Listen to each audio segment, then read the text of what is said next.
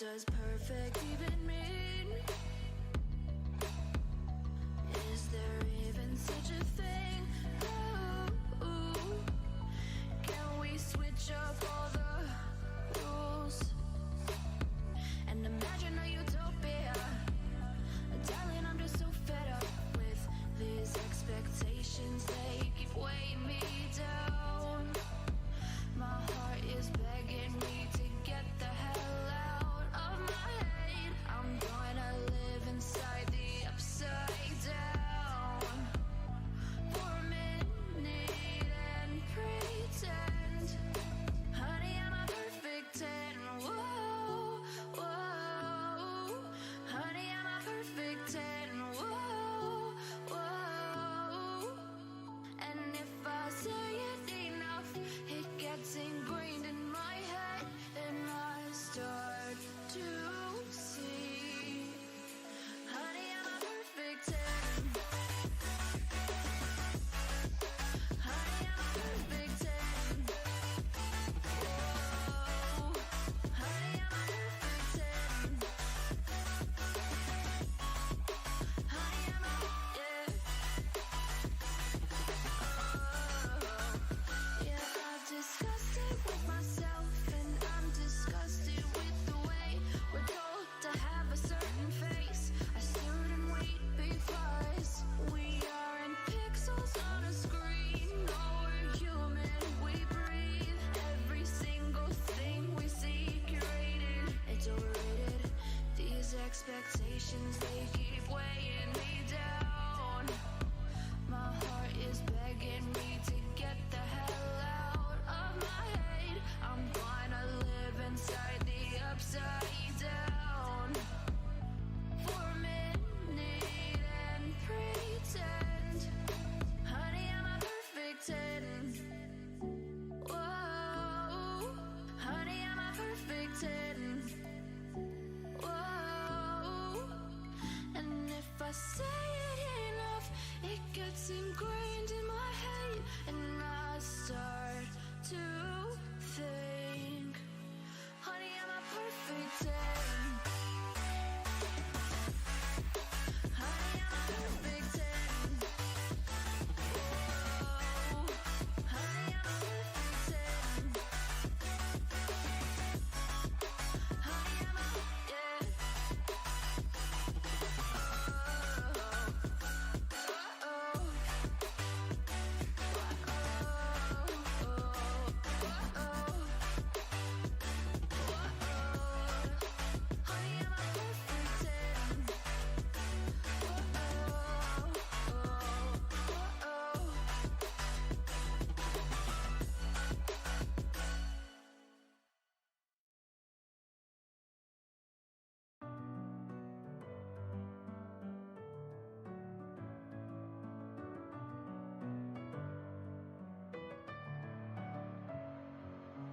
Messing with my head again.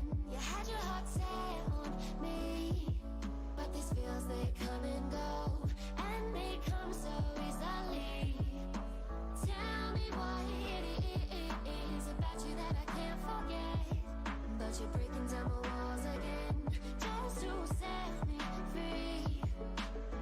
Why do I, baby, why do I love the way you are, we always leave me? Why do I, baby, why do I love the touch but never love the feeling? Why do I, baby, why do I love the way you are, we always leave me? Why do I, baby, why do I love the touch but never love the feeling?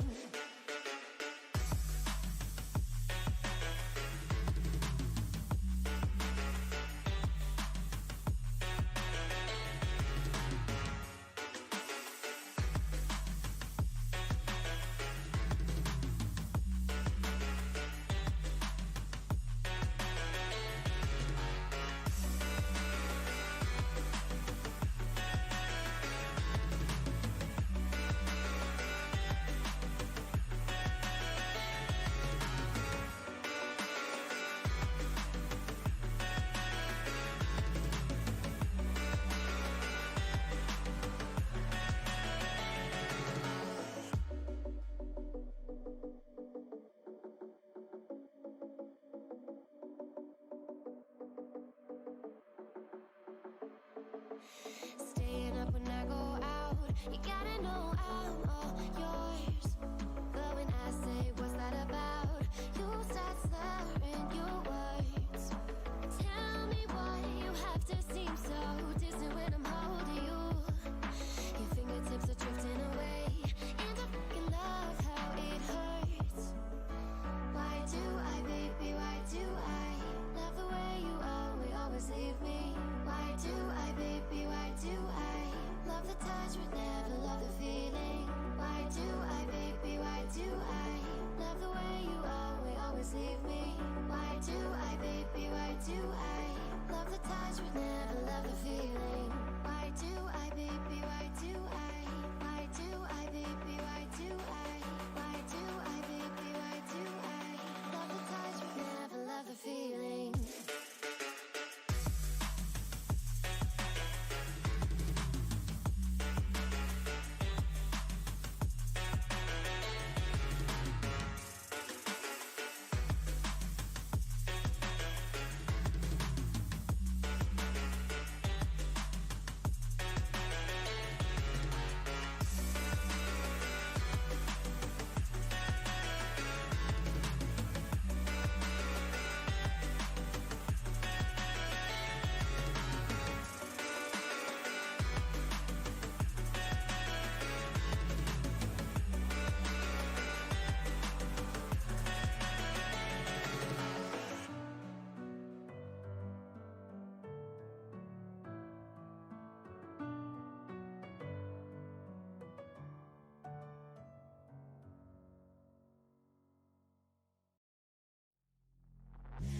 Suck me in slow, breathe me in and let me go.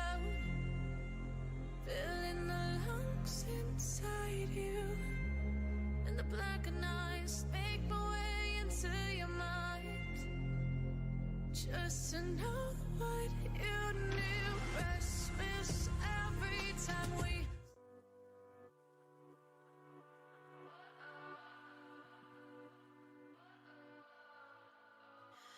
What does perfect even mean? Alright, welcome everybody.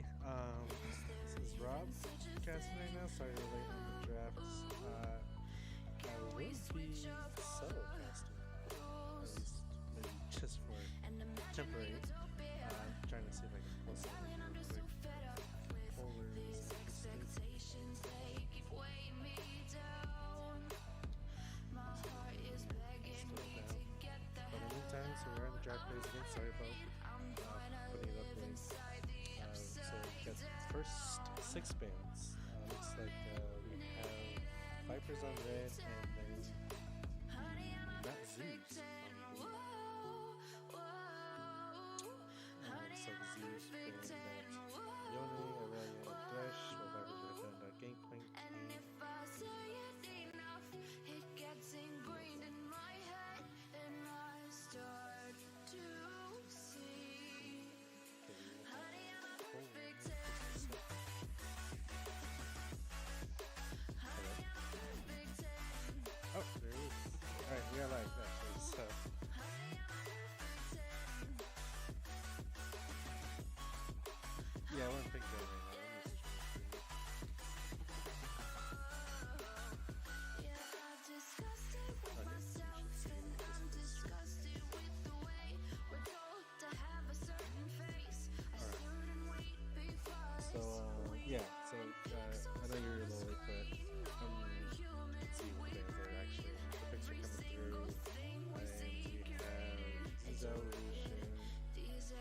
So far, for Vipers are red, not Z's are blue. So, I'm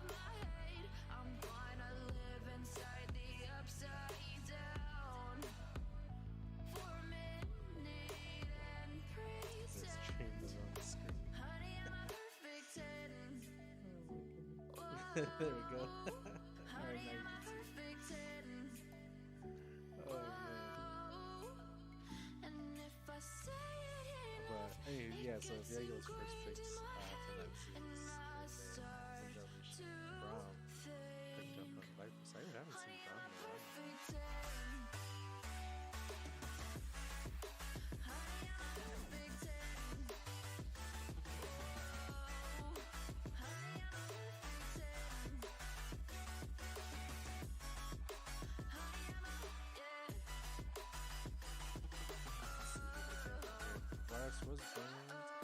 Vars was banned on Zeus. He was banned last ban was Jinx. I think it was Jinx. And the final ban for this match would be, I'm thinking.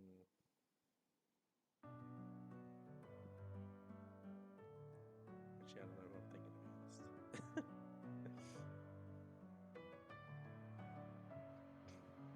Messing with my I imagine they head ban again. out. You had Oh, your heart okay. set Oh, on well, me. ban. But these feels they come and go, and they come so easily. Tell me what it is about you that I can't forget. But you're breaking down the Yeah. walls again, just to set me Maybe. I'm also free. pushing the Vars and Lulu ban because they do Why have do Lucian on I, board. baby, why Maybe do with him, I he goes love the mid way you are, we or always top. leave me? Why do I, baby, why do I love the touch but never love the feeling? Why do I, baby, why do I love the way you are, we always leave me? Why do I, baby, why do I Yeah, I've seen him more in never than love the jungle. feeling? And being with the Zinja, I don't think I've seen Zinja in lane at all. I could be wrong about that.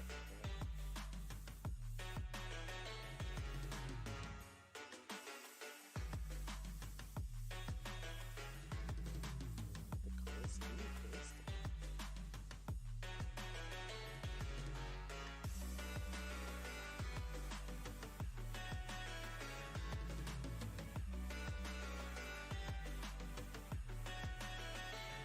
I think this last part, this here, on that Z side.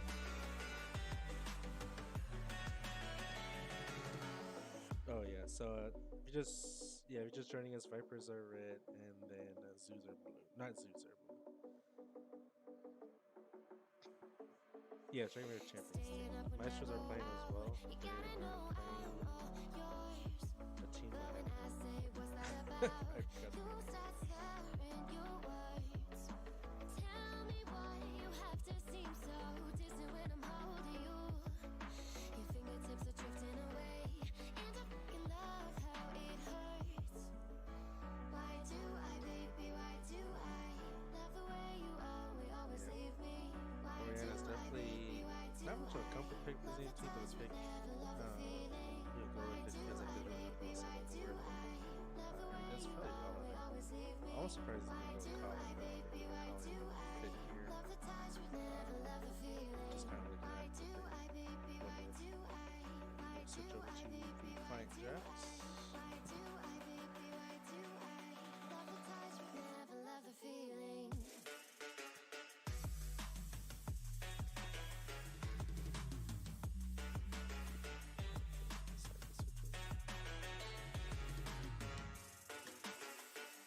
Find out in just a moment. They said ready, but they're actually ready.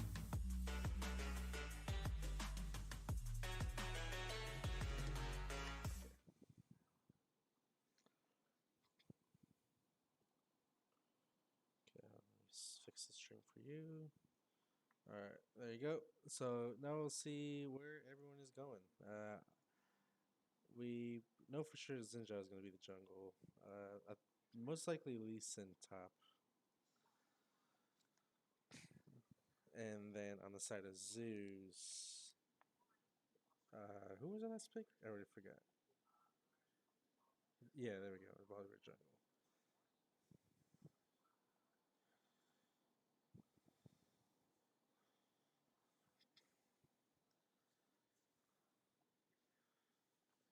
Yeah, looks like it is Viego top.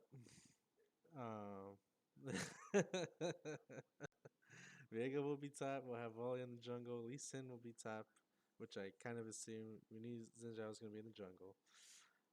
So it looks like Volley will be the jungle, and then Rise mid against the Oriana.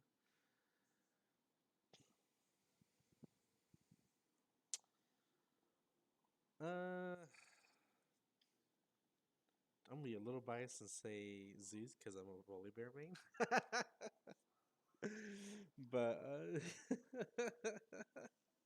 right, yeah, no kidding, right?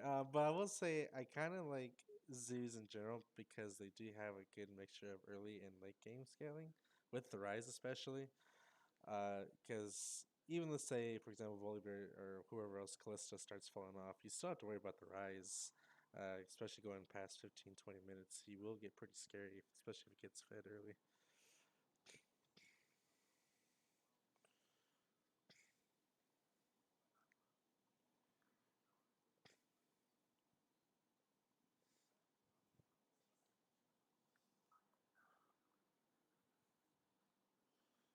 Right.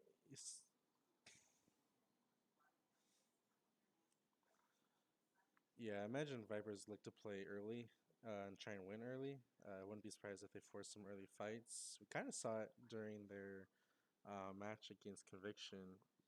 Both teams were, so Vipers were playing more of the early game, and or I'm sorry, Conviction was playing more of the early game, and we had a double TP bot in like the first 3 minutes.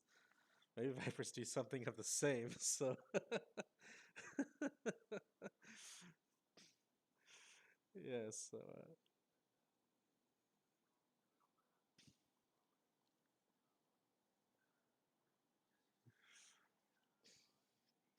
yeah.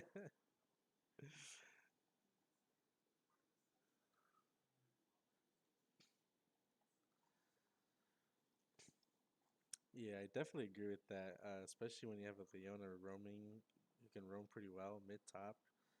She herself can be pretty dangerous throughout the map. So we'll see how they really answer that. Overall, like I said, Vipers definitely had to start early, win early, do what they can early, keep track of the Leona, keep track of the Rise. Because Rise has a potential to actually do some backdooring himself. I'm assuming he's going to take TP. We'll find out when they go into game, but see what happens here. Right, right. So he can, yeah. So a lot of things here for zoos where they can turn it around if necessary, or not zoos. I probably should say not zoos. I think they're trying to confuse themselves with the zoos team. Uh, uh, I think we should just call them not zoos, mainly because I think they're trying to make sure they're not too much affiliated with the other team that is zoos. I don't know if that team's still around, but just in case there is some things there we don't want to really cross line on. But but anywho, yeah, yeah, it's kind of like no org. They had an org, then they didn't have an org. So, it was yeah, actually it was AOE zoos. Yeah. So again, I don't know if yeah, oh maybe AOE has so many teams. It's definitely possible. Like oh my goodness. Uh, yeah, they're big org, but yeah, definitely not Zeus. Definitely has potential to turn any fight around at any given time if played right. So we'll see how that works out.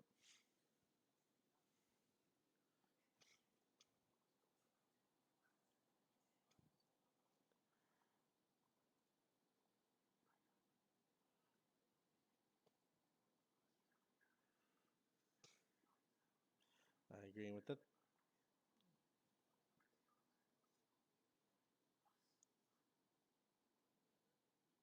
Yeah, yeah, we'll see how it plays out. We're gonna take a quick break as we get ready to load into the rift. We'll be right back.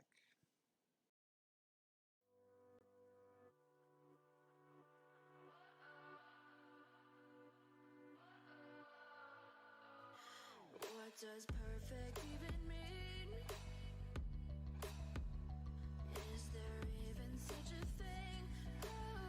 Ooh, can we switch up all the rules and imagine a utopia? Darling, I'm just so fed up with these expectations. They keep weighing me down. My heart is begging me to get the hell out of my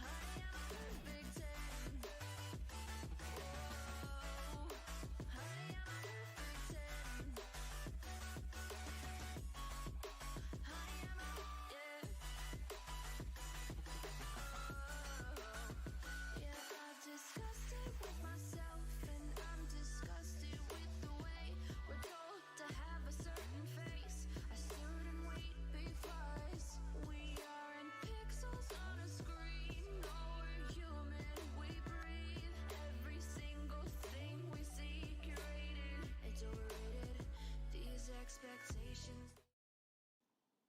Uh-oh. Uh-oh. Screwed up. It's okay, we're gonna go with it. Welcome back, everybody. um, we are on to the Rift. Yes, this is game one of a best of three. Not Zeus is blue, and Striking Vipers are red. I'm hoping everyone can hear me. I think we muted this. But so hopefully this will be a good one. Hopefully a good series. Last game Vipers played in week one, they went a whole 3 rounds, and honestly, a great series. I think who they play? Oh, Synthetic Esports, very well respected org. Not Zeus here. Really, really strong team. I do recognize two of the players. TC Porsche. I don't think. Yeah, he was definitely with AOE. I want to say. How do you say the mid laner's name? Holy moly. Yeah, maybe. He was definitely on AOE before. Oh, there's. We're gonna have a quick little.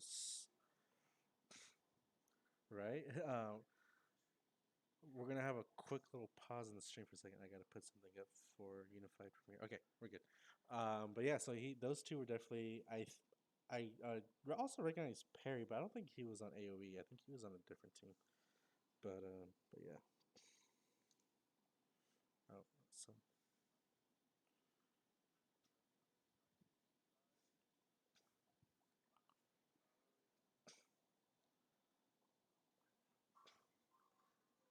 yeah, so might get it early. I think in the bot lane, whoever reaches level 2 first is definitely gonna be the one that engages. And it looks like Leona.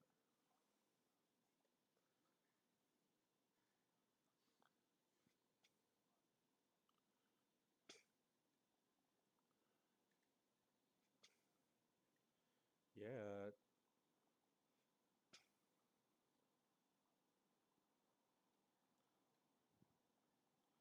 yeah. One thing Brown does have advantage of is the poke with his Qs, so I imagine he'll take big advantage of that.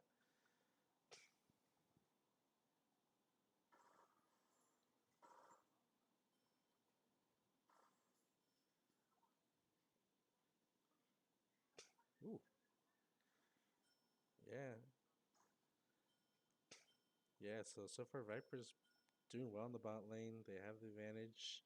I imagine Volley might look for something, being how far pushed in they are, but also Bluxy should be able to answer anything that Perry does. That anything Perry does. And here comes the Volley. He should be spotted. Yeah, I believe he was spotted. Pretty sure he was spotted. Yeah. Okay. Yeah.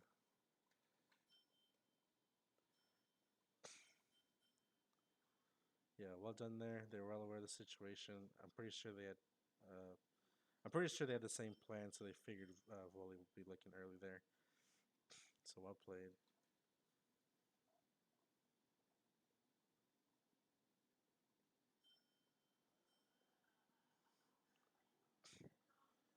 Yeah, looks like that's what they're gonna do. They're gonna rotate over. Bluxy might. Mm.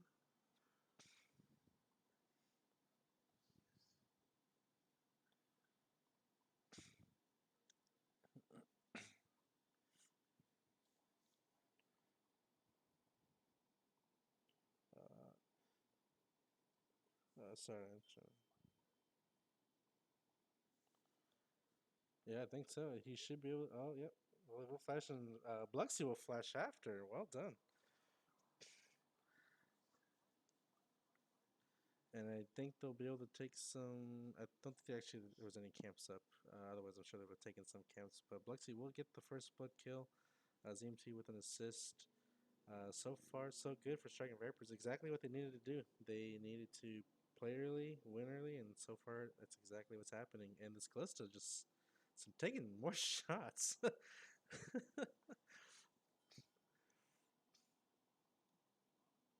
Yeah, the one champ I think would be the hardest to hit.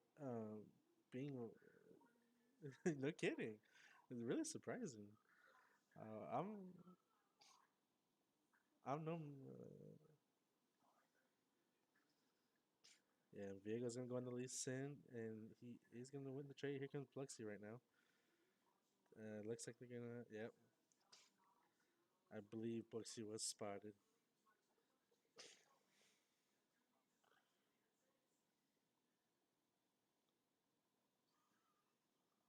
Into the Lee Sin.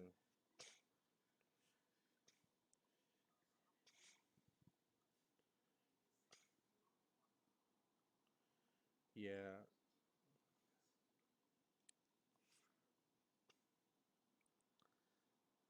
And here comes Perry. Boston's will get caught out. We're gonna get a TP in from or a ZMT. Yeah, the Oriana, and they might pick up on the Leona. ZMT will get the kill on the Leona, and Bluxy will get the kill on Perry. It's now a 3v2 in the bot lane, and I forget how to say. How'd you say his name?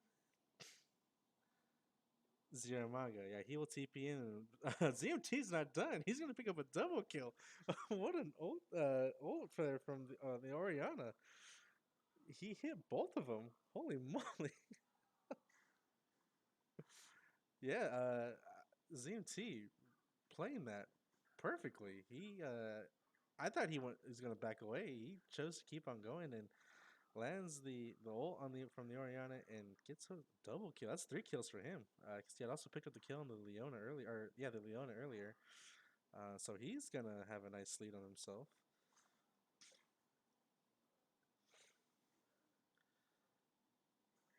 And we're gonna have. Looks like there's gonna be another attempt from not Zeus. I think Vipers will get away. I'm pretty sure they will. They're chasing pretty hard. I imagine they back out now. I don't think they go any further. Leona's still looking. She's kind of poking the bear, I think. No pun intended. Yeah, she's still looking. I think this is a dangerous spot for her. If she gets caught out, she's dead. And here comes Zeus again. They're gonna come in with 3. Okay, this Blossoms is dead. Um,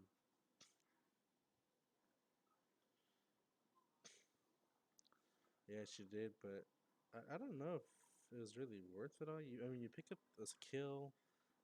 It goes to the Callista, but it was ultimately just a support. Lucian's gonna be fine in the lane by himself. And as Rise, you're kind of down in CS, so you kind of wasted all that time. Same with Volibear, he's down in CS, he's behind camps. So did you really want to spend that much time looking for a kill on a support? Not really sure.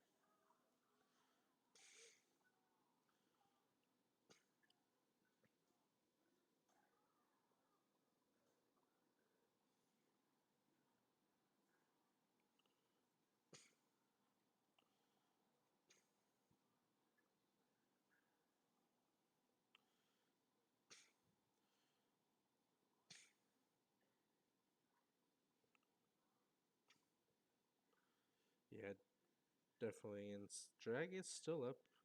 No one's really made a play for it. I imagine a play will happen in the next minute or two. Vipers will have Prio in the bot lane, but Bluxy is topside, so not really much there they can do without him.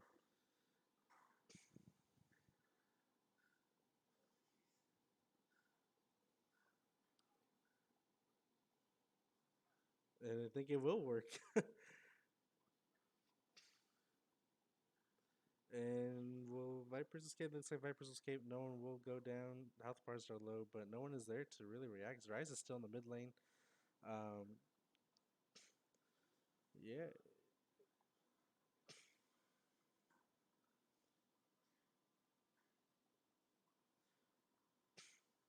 yeah. I imagine if he was in a better situation, I imagine he would have reacted to that. But with TP down as well, I don't know if he would have gotten there in time.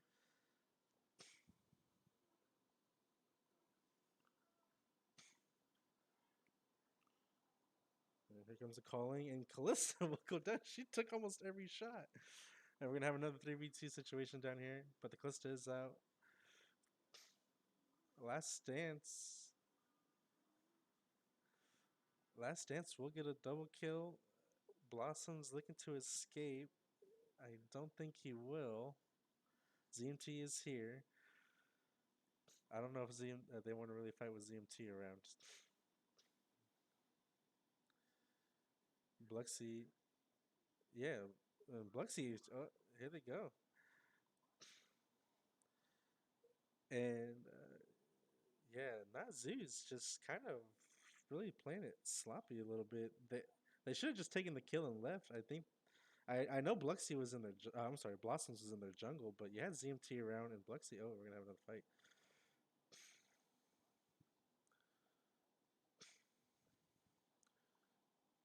Definitely. Just yeah. As I was just saying, how greedy's not Zeus was. Bluxy kind of just said, "Hey, I'm greedy too." Yeah. Uh, yeah. I think you take the dragon. You saved your support. You picked up a kill. What else do you really need? Just take the dragon. But hey,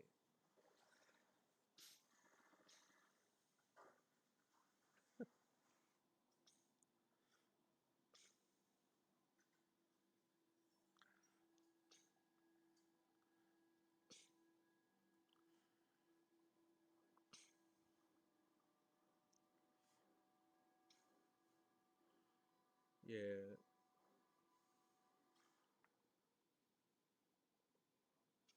And got a fight in the top lane. Anime girl getting pretty low.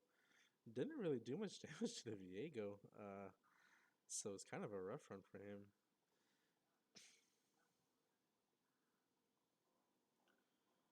Yeah. The Vipers will pick up the Drake.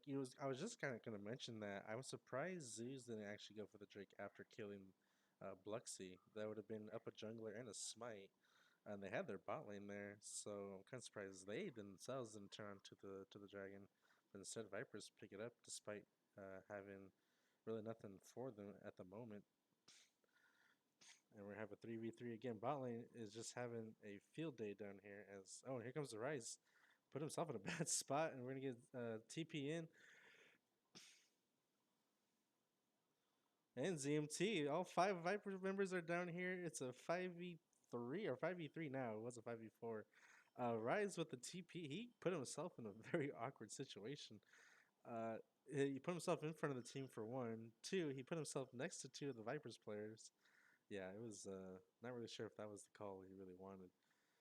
I don't know if he thought the Volibear was going to go in with the Leona ult.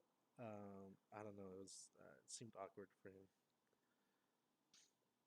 But this bot lane is favorably going towards Viper's way. They should be able to take the tower here. Actually, I don't think they will.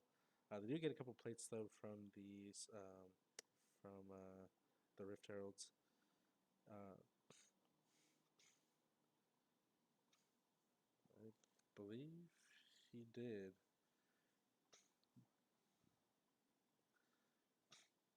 Yeah, really the only lane Vipers are gonna really struggle with the most is top lane, but Anime Girl's doing pretty fine for himself. He's been holding it down. Hasn't lost a fight, nor has he really won, but I guess, not dying is a win, right?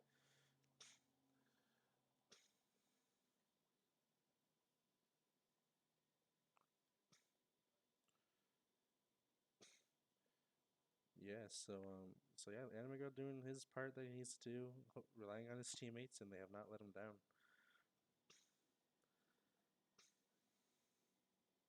Yeah, no kidding, right? Here comes Colin. Yeah, no, that's true. I'm not gonna deny that. We're gonna get a TP from the Viego. Oh no, the Rise and the Viego. Yeah, that's good. Yeah, that was a double TP. Vipers couldn't respond. They had their TPs down. They do pick up shutdown golds. I think the Viego picked up the shutdown golds, so it wouldn't be pretty bad for him. First,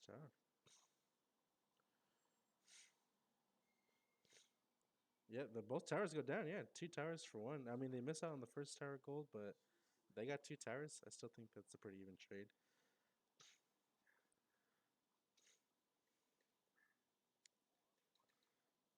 Oh, is he gonna kill the volley? Is he gonna solo the volley bear? It, oh, almost almost took up the volley bear. Wow. Azim T strong right now.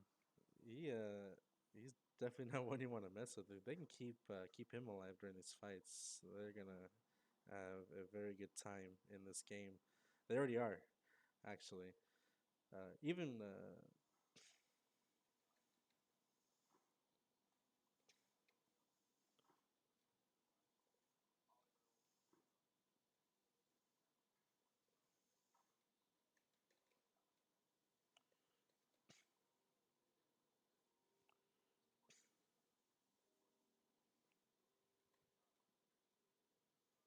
Yeah, and we're gonna have Viego and Lee Sin again in the bot lane this time. I imagine Anime is just gonna make sure he can't push himself to the second tier tower. Not really gonna be one to trade. Still not really doing as much damage as the Viego. But again, he's doing just enough to make sure his team is staying ahead.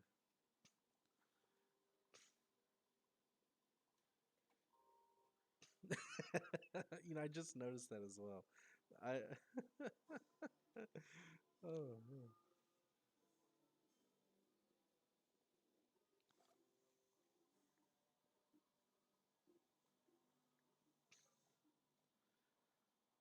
Yeah, we're gonna stream's gonna be paused for a second. Apparently, we're having sound issues, even though everything is up almost all the way.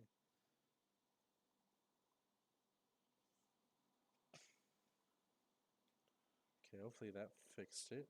Um, all right, turned up the volume even more. We're almost at full volume, so hopefully everyone can hear us and the game. If not, just let me know. Of course, I can turn up the in-game volume real quick as well. I can't hear you. I should hear you. Okay.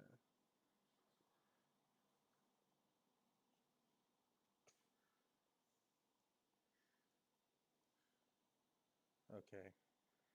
You're about as loud as I can make you, to be honest.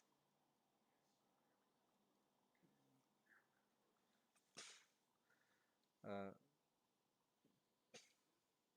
Alright, so we missed that whole fight.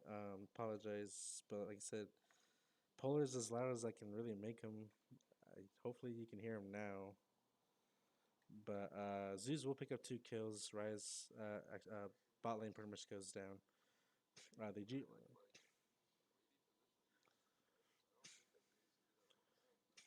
Yeah, I think they should have just taken the Herald and left. They were probably trying to get more out of it. But again, one of those situations, take what you can, don't push anything. Uh, you have the lead right now. Don't give it up by trying to make greedy plays.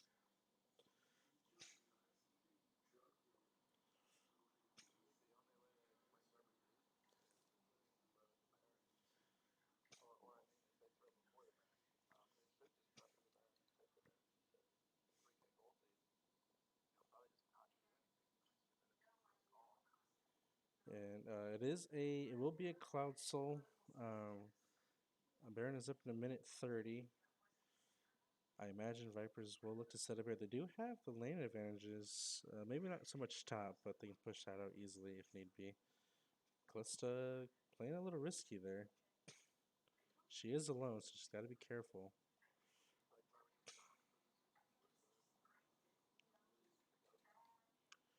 Yeah, this will. I imagine they put this Herald either mid or bot, which will help them secure the Baron buff.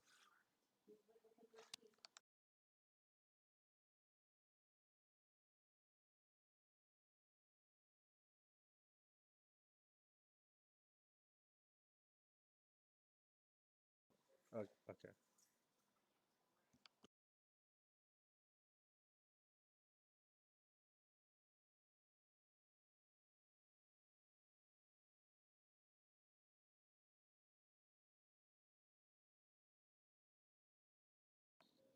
I just moved you to a different channel instead of Caster's channel.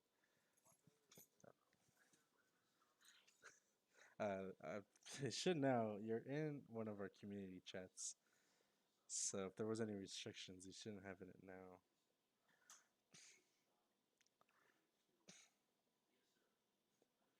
But as the game goes on,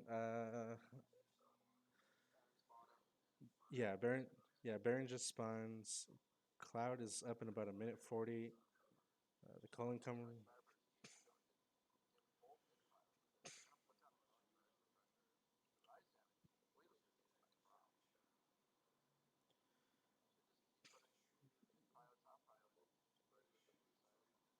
Yeah, Viego is bot side. He's answering the push from the bot side, so he. Yeah, both teams do have TP, so we'll see.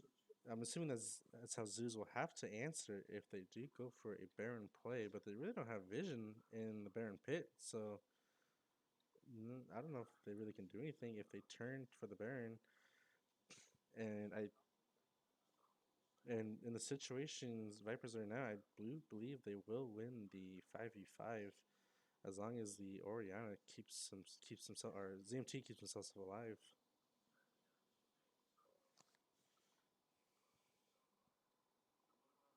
They still can't hear you apparently.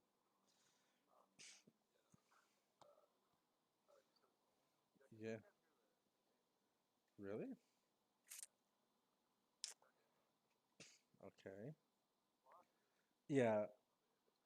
Yeah, well, definitely take care of it after this game. ZMT will go down. Raz will pick up the shutdown gold.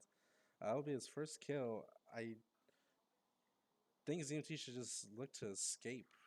He did get out from the original engage by the Rise and Volibear. Decided to stick around because Anime Girl came around, but I don't know if that was the call. He is going to be done for 20. Yep. Looks like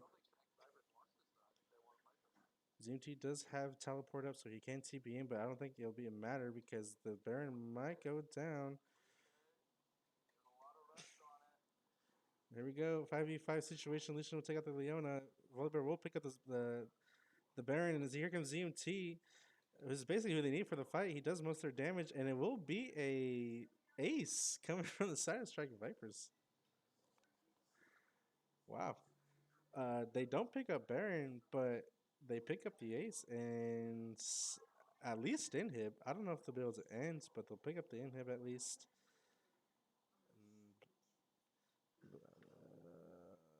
Okay, I was trying to fix it. See if you can hear you now. I changed it from my end. But yeah, they'll pick up the third tier tower. They're going to move on to the inhib. They should get this inhib. It is just the Leona. 2 more seconds to the Callista. And here, yeah, they're going to go ahead and leave after picking up that inhib. They're going to move on to the Drake. This will put them at soul point. Um, yeah, I don't think I've ever seen an Oriana solo Drake Dragon before. So it kind of shows how strong he is at this moment of the game. And he is relentless. Even with the death, even with the shutdown gold coming in on the rise, or for the rise, on the kill from the Oriana, he's still doing damage. But compared to ZMT, compared to Last Dance, um, even Blexy, it's just not enough.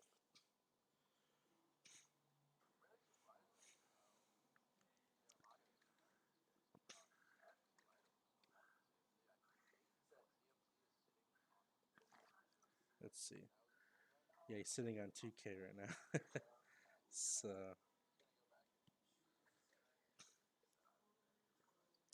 yeah, and he just did. He picked up. It looks like the Zonias. It's got an Embrace and of course the Leandries. And then the Rise will still need some time. He's at 1K right now, so he might just need a few farm here and there to finally get his third item.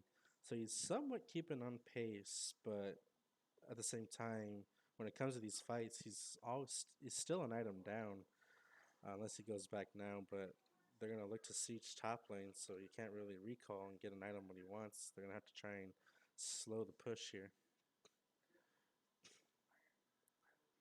I will say it is a positive for Rise. He's picking up the minion wave in the mid lane because you're gonna get those super cannons, and they're gonna looks like they're gonna try. They might dive here. Leon looking for the flank.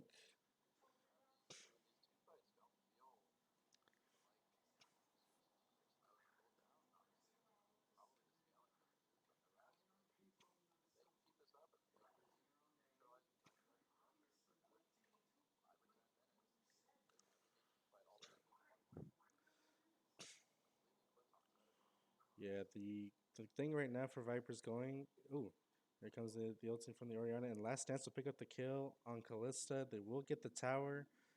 Not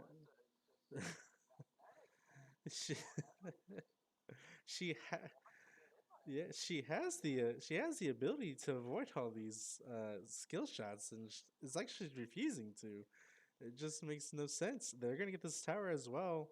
Not Zeus might be able to engage, but Animaker, ooh, nice kick onto the rise, and he'll get deleted. And this might be game as they're gonna take the inhib. On top side, the volley is low right now. They're gonna siege onto the Nexus towers. First tower is gonna go down. Second tower should go down, no problem. Not Zeus will have to fight if they're going to try and stop this siege. And here comes the engage from the volley and the Viego, and it's might be enough to hold on. We gotta, and it looks like it won't be. It's just a volley, but it's too late now. Didn't dodge it when he needed to. The most dodged it when it was pretty much at its end. And Vipers will pick up game one. I think my game just froze, but I'm pretty sure they picked up game one. Let's see. And this will give us time to fix the issue of your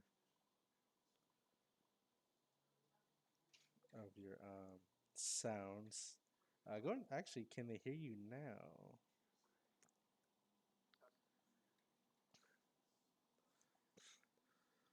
Okay.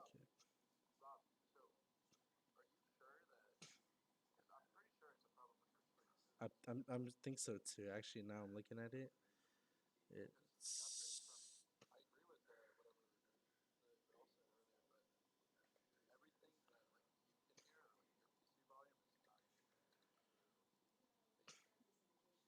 yeah.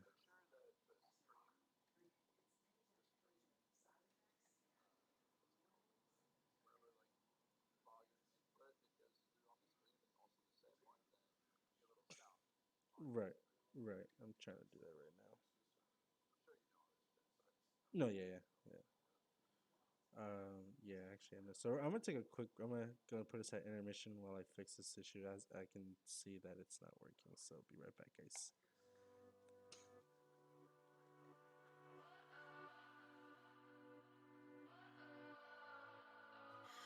What does perfect even mean? Is there even such a thing? Ooh, can we switch up all the rules and imagine a utopia?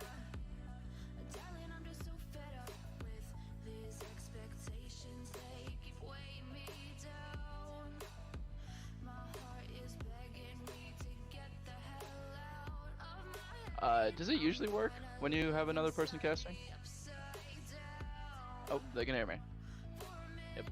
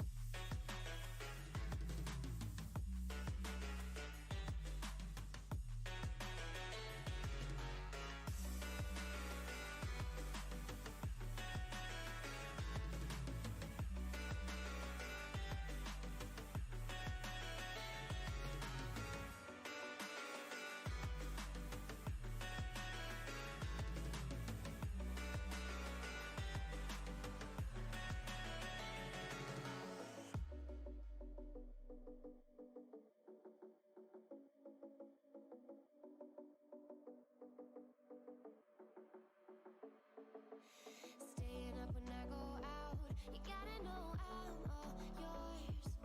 But when I say what's that about, you start slurring your words. Tell me why you have to seem so distant when I'm holding you. Your fingertips are drifting away, and I fucking love how it hurts. Why do I, baby, why do I love the way you always leave me? Why do I, baby, why do I love the touch but never love the feeling? Why do I, baby, why do I love the way you always leave me? Why do I, baby, why do I love the touch but never love the feeling? Why do I, baby, why do I? Why do I, baby, why do I? Why do I, baby, why do I love the touch but never love the feeling?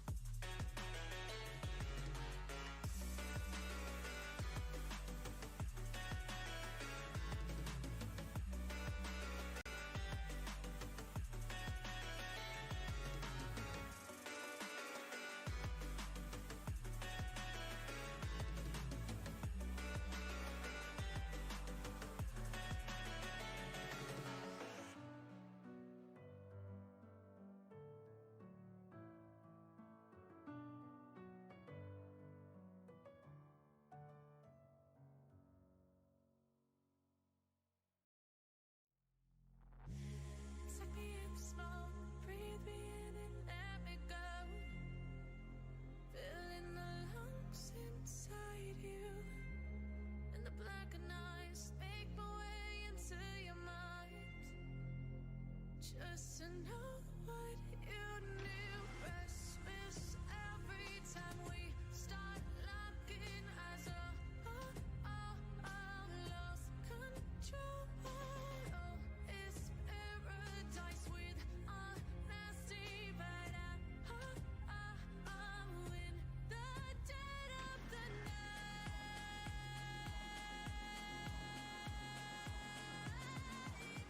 Let the darkness take control.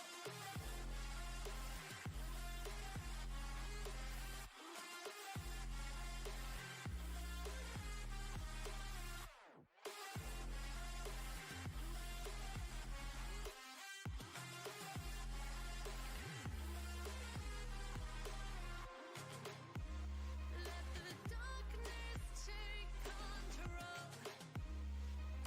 Darkness take control. May the darkness take control.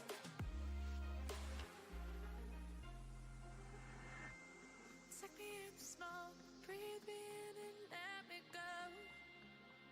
Sink to your heart to find you.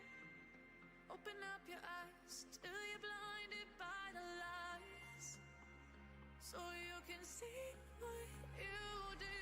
Restless every time we start locking eyes. Lost control. Oh, it's paradise with Alright, welcome back everyone.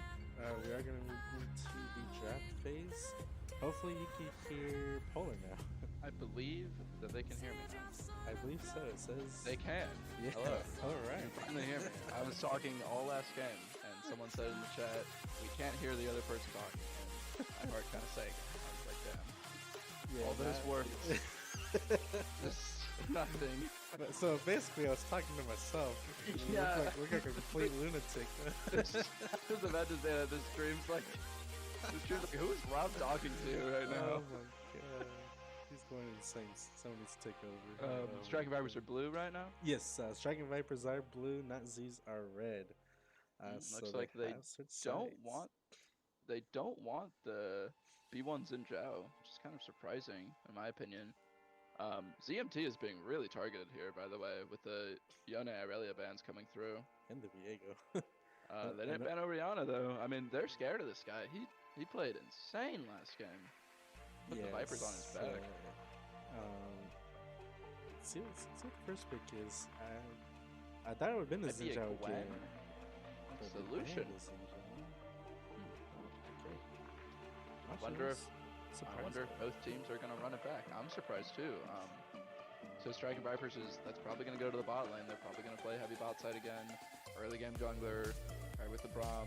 They could take away the Braum here, but then you can do some 5-head stuff. You can just put the Lucian mid, put the Braum in a bad matchup. We'll see what they end up doing here though. it is a set first pick Bet. for Natsu and a Diana second pick. I imagine Get some Diana. wombo in the- combo. I imagine Diana in the jungle. I'm not sure how well she. I'm not sure how well she does in the solo lanes.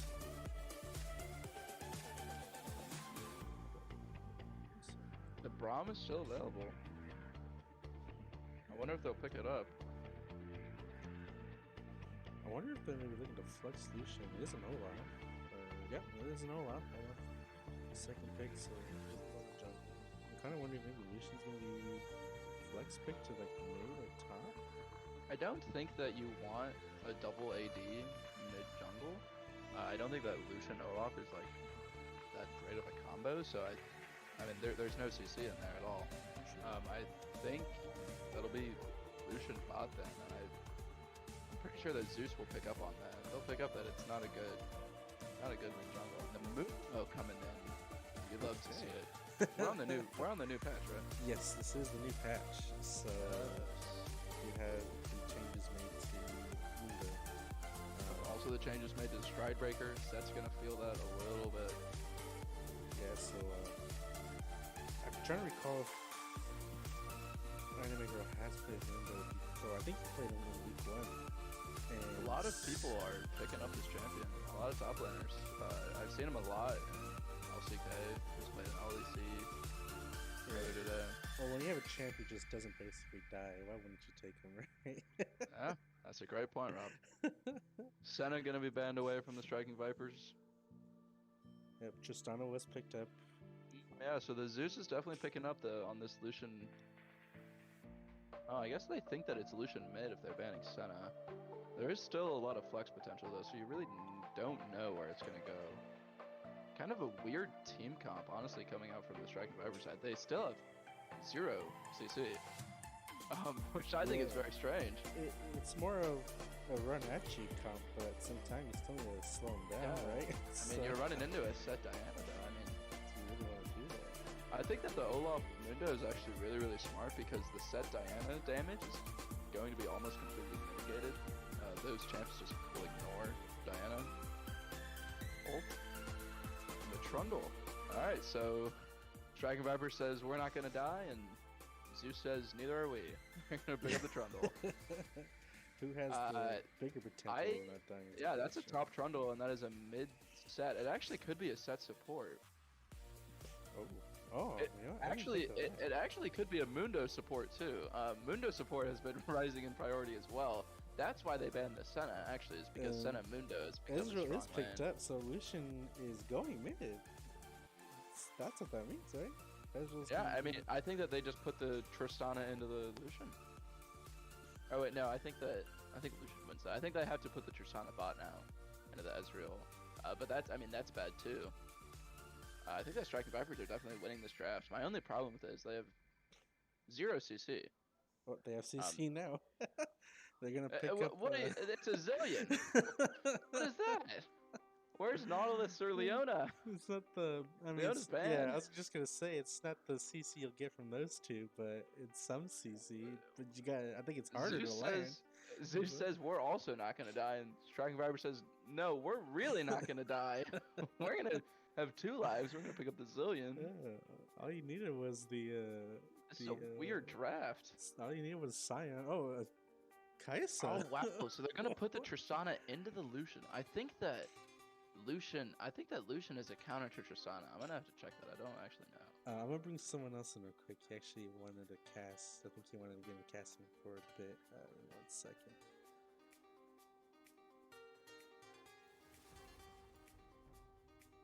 Okay. Oh, hello. Hello. Yeah, how's it going? So we are Good. live. Oh, you're live. So Striking Vipers won game 1, right? Yeah, they Yes. won game 1. I'm not sure if you guys got this from the chat, but they were surprisingly well prepared for game one because that roster and Maestros ran a warm up game beforehand, and we actually picked Volibear Rise Callista. So, so they were eerily well prepared for the Really? mid jungle and the Callista. Did Yes. you guys pick that because you thought that they would? No, we just No? we did our own You just draft. randomly- Yeah, we did our Wow. own draft completely independent. I guess we just have a read on the meta, or like both teams are just bad or something. But we actually picked Volibear Rise Callista, and let me tell you that I take at least partial credit for ZMT's performance because we ganked the hell out of him on Rise Volibear, and he seemed to respect it a lot more this game. Wow. So just a Guess, little bit of inside information. Make sure they give you a thank you on that one. But kind of going on this game, I think Paul, you were saying that Lucian is favored in the Tristana matchup in the mid lane. Do you know Stevenator? I can't find it. Just It's either thinking about that matchup in my head, it definitely seems like I feel like it's a relatively even matchup. Like the whole thing about Lucian and Tristana is that you play them into any other mid laner and you have like perma kill pressure, perma lane control. So I don't Yeah. know how the two match up against each other. one of them is the counter to the other. I know that. I think that Lucian is for Tristana to. Yeah. Or Lucian is a Tristana. I think that Lucian is Yeah. a counter to Tristana because he can E away. Yeah, Oh, that the would make Tristana more jump. sense. Because And the whole idea behind Tristana mid is that you literally just jump on people and then you get super favorable trades. But if Lucian can negate your initial slow from the W and just out tether you, then you kind of just lose the trade. Yeah, they have the same power at level 3. I mean, coming out like full damage, like they can both half health you. Mm-hmm. How do you like that Zillion pickup? I feel like it just makes their bot lane lose, which is a little bit scary. Like they do have Ezreal, and generally, like Karma was banned because I was gonna say like I feel like you can just pick Karma, but Karma was banned. I just feel like Zillion feels weird. I'm imagining Blossoms is probably pretty comfortable on it, right? I don't know if either of you know if he plays it. I I have no feel like idea. that's the kind of pick that you don't pick unless you know the- what you're doing. The man Yeah. plays Shaco support. I feel like he's almost comfortable on anything. So- I mean, I think the idea is more or less just to sack lane and play around the Olaf, right? But then the fear becomes like mid jungle 2v2 is very ambiguous who actually wins, and Olaf actually has a pretty tough time into Trundle. Not necessarily like obviously they're not matching up in the 1v1, but just as a champion, Trundle makes Olaf's life a lot harder. So I'm kind of concerned about, picking a support that facilitates the jungler when this comp actually looks pretty difficult for Olaf to play into, in my opinion. It looks like Blossoms plays Zillion about once a week, and he always wins on it.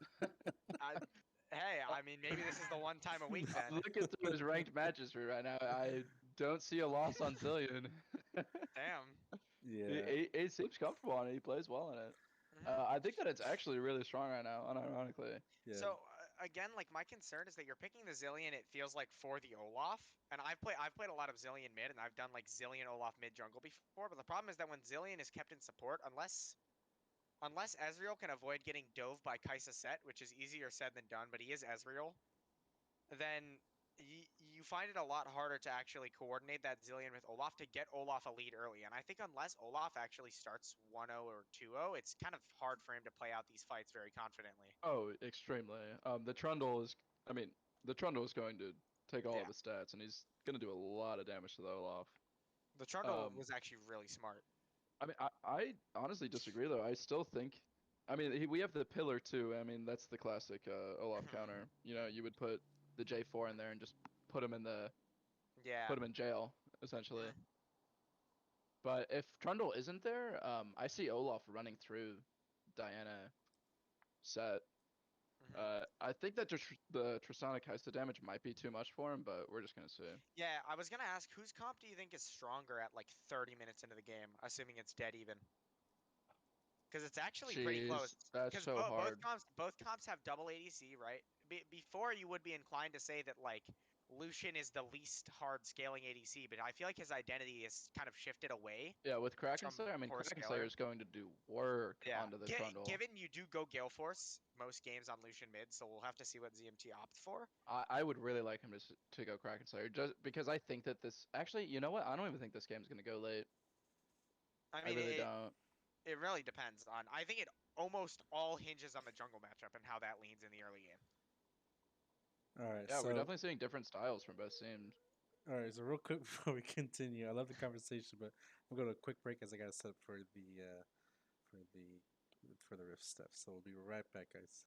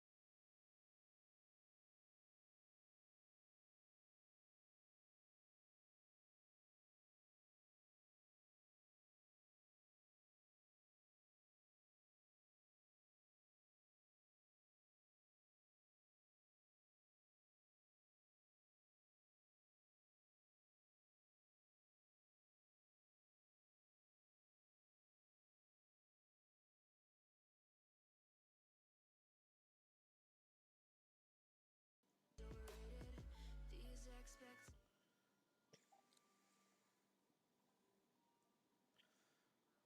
All right, welcome back. Oh, we're gonna have a pause. I think Blossom just disconnected. Uh, uh,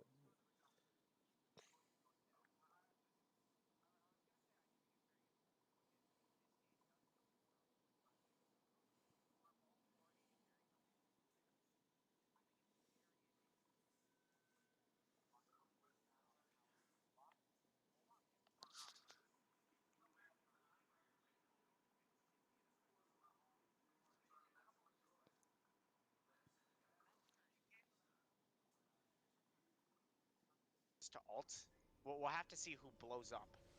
Overall, both front lines are pretty strong though, because you have obviously the Set who can tank like 1 million damage and then just use his true damage W to be a damage dealer and a frontliner. And I think support is a great role for Set because he doesn't really need the gold to be able to perform his role.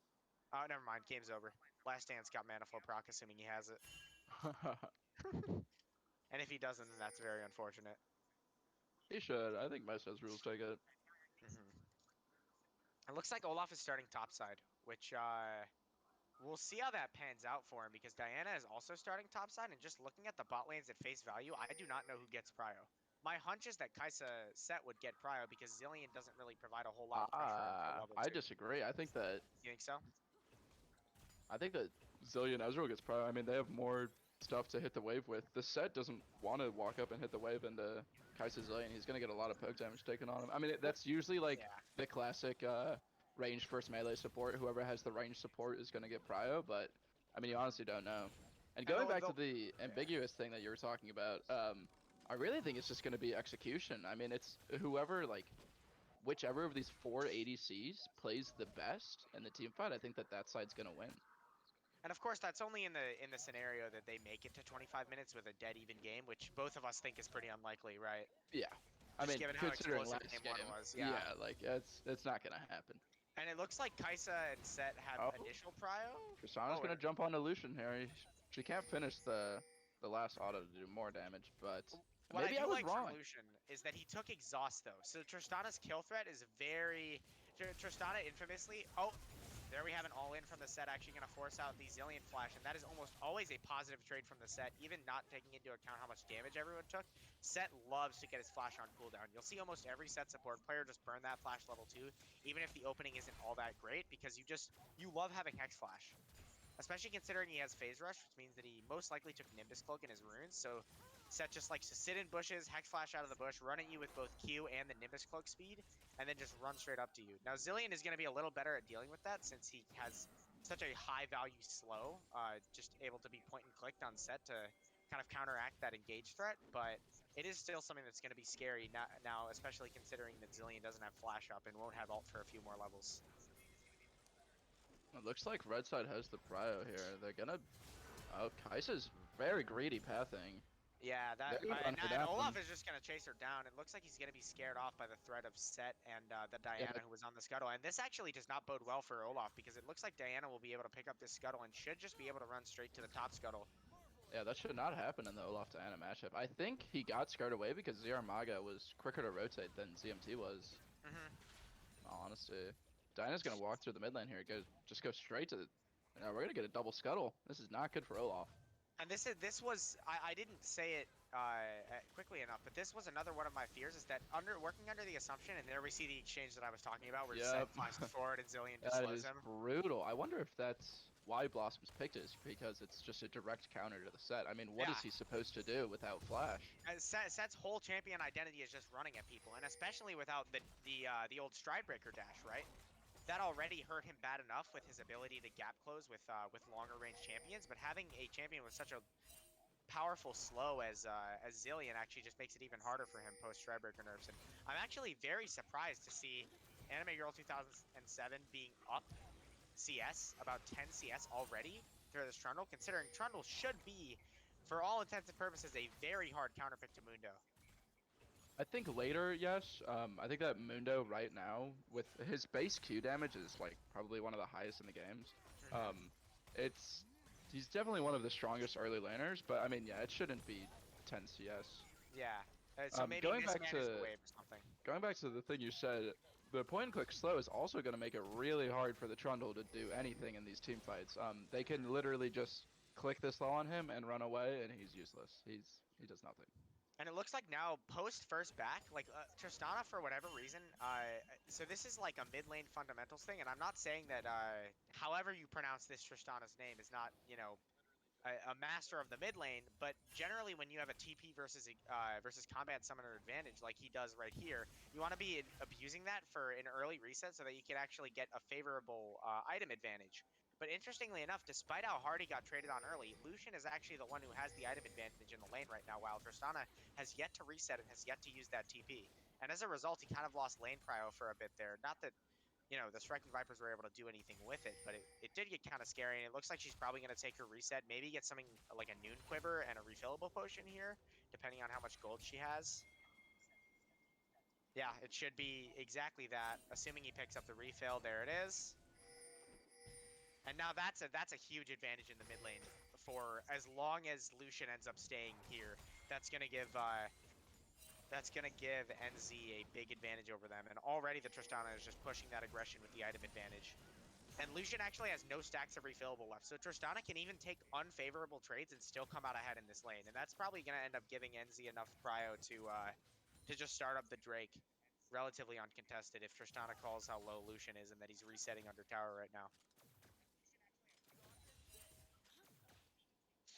You know, Rob, what we were talking about last game, that Kalista was eating all of the poke damage. I was really afraid of what happens when an Ezreal is picked.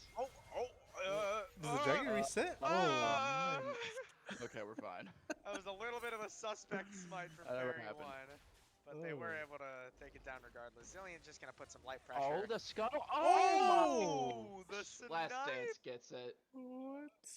I mean, What this a guy's combo. nuts. This guy is crazy. He won the game at level 1 when he got the mana flow proc. I mean, He's getting the Qs that really matter. Like, the ones in lane, they don't deal nearly as much mental damage as ones that give you a mana flow proc at level 1 and ones that steal away that scuttle from parry 1. the ones that count, I completely agree. Olaf's gonna do a little bit of counter jungling here. Get Gonna as walk out, much he's gonna as he leave. can.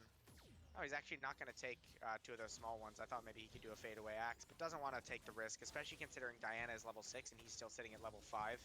Overall, I don't know who wins this matchup. My hypothesis would be that in a straight 1v1, Olaf just wins because Olaf. Diana's It's gotta be Olaf. front-loaded damage shouldn't be enough to kill Olaf, and then he just procs Conquer, ends up, getting his passive procced with him being low and his attack speed going up, and Diana just loses. But I do think that in a 2v2, you start to have an argument with Diana winning, just because her front-loaded damage can be supplemented by something like a Tristana, and they can deal enough damage to bring down that Olaf. Oh, this bot lane is brutal. Yeah. This is definitely why Blossoms picked this. It is a set counter for sure. It definitely looks like it. They also know that this ADC is not he can't dodge. So he's getting hit by the zillion bombs. He's getting hit by the Ezreal Qs. He's already poked out of lane. He's gonna get denied this double stacked wave, and he's just gonna be set far behind. You already see a 20 CS lead for an early game Ezreal, which should not be happening. And it's actually enough to give them a gold lead, despite The the fact. flash in. Can they bring down the Oh Olaf? They my can gosh. instantly. Yeah, and there's that Tristana burst damage from the full combo. They shouldn't be able to chase down Mundo because he's healing up with that ultimate, but that is going to be a first blood, and that is pretty much worst case scenario if you're the Striking Vipers, because we talk so much about how this Olaf kind of needs to get out on the map early in order to be impactful in mid-late game team fights, and starting 0-1, especially when you're already down CS to the Diana, is not what you want to see. A good collapse, though. It definitely seems like, despite our hypothesis about the Tristana v Lucian matchup, ZMT is pretty much always getting out-prioed by the Tristana. And it has resulted in multiple objectives and now a kill going for first blood for NZ. Dang, this Mundo. Got so many projectiles. Trundle's just playing a bullet hell game right now in lane, having to dodge every single cleaver, the E when it comes through. I myself have not laning against Mundo yet. It's on like a 3-second cooldown. It's absolutely absurd. He has max health damage and missing health damage. How's that balanced? We are seeing, though, the Trundle is definitely starting to get the edge now. I think he just recently took a recall. He has the Phage and the Sheen, in addition to a Cull. So he's actually in a pretty nice spot for himself. Despite that 10 CS deficit in the early game, he was able to actually just turn it straight around, start abusing the matchup, and it's dead even now. It's gonna not be dead even in a little bit. Once this Trundle gets Divine Sunder, it's going to be really, really brutal for the Mundo. I think that the Trundle will just match the Mundo healing straight up, and it just won't be terrible. I mean, this is too far up. I mean, he's in the... He does manage to dodge the double bomb, so he's going to take some poke, but ultimately, he's still going to be above half health. And as we know with Set, the ult does land, which chunks him significantly really low. We'll have to see how much he heals, considering he's, Set, and that champion just has so much healing built into his kit, in addition to the refillable that he's picked up. But this bot lane just doesn't seem to be getting any easier for NZ. As they're actually just going to get pushed into tower. There should be a threat of a dive here, but they might know where Olaf is, so they're just choosing to walk up to this wave. This is a massive wave that's crashing. And already the bot tower is down to 2 plates. That's actually probably where the ZMT is walking down here. They might go for the dive. He's not going to dash over the wall. It seems like they're almost just... ZMT was just down there to kind of spot his bot lane while they're able to walk up and get some of those plates without threat of Diana showing up and causing a 3v2. It looks like ZMT actually had mid-prio there for a second. Despite the fact that he's actually down just straight up in items. They have mostly the same items, but with the addition of a dagger and a Doran's blade. For, I'm just going to try, like, Jarmaga is probably how you pronounce it or something like that. Yeah. That's my best attempt. Yeah, Rob's laughing at that one. I said Jarmaga. I'm just going to assume not that he is correct. not. Oh, there's the exhaust coming out. Yeah. And we're looking at top lane? Why are we looking at top lane? Well, I guess the mid lane is Mundo is going in hot. He's going to press W. Trundle's going to kite around. He's going to pop the ultimate. So much damage coming out from the Trundle. Pillar's going to slow him. Sheen, they both have flash. TC is not going to go for it. Yeah. If that was me, I flash Q him. He dies every time. But Porsche choosing to be a little more restrained with... They both have... Oh, we actually have TP advantage on Anime Yeah, Girl. I'm very surprised that that Striking Vipers decided to give that Drake up. I guess they just feel no pressure going into the mid game. Despite the fact that they had TP advantage, they didn't really feel like contesting that. And it's not like Anime Girl is very high HP anyways, so he probably wouldn't have been much use to Striking Vipers if he did end up TPing in. So, but I do love to see when teams show the restraint to just say it's okay. We don't gotta contest this Drake. We're fine with giving it. We're fine with where the game state is right now. And if my bot lane was as ahead as theirs was, I might make the same call myself. Oh yeah, every day of the week. I think that Mundo dies here. I guess not. God, Olaf, Ezreal with Olaf E4 is going up right now. That's probably why TC is playing so restrained. Mhm. I don't think he knows that Olaf is here though. Mundo is pretty chunked, but we'll have to see. Diana's If... gonna meet Olaf in this bush right here. Ooh, let's see. Olaf? He's not gonna go for it. Wow. Yeah, I mean he's down about 20 CS and as a result is actually pretty down in items, I would say. I don't think his items are as impactful as the ones that Diana has, as well as down an entire level. So just choosing to play it safe. I think if Olaf were to take that fight and lose it, that would pretty much be the end of the game for him. I So agree, don't blame and him for taking a safer route.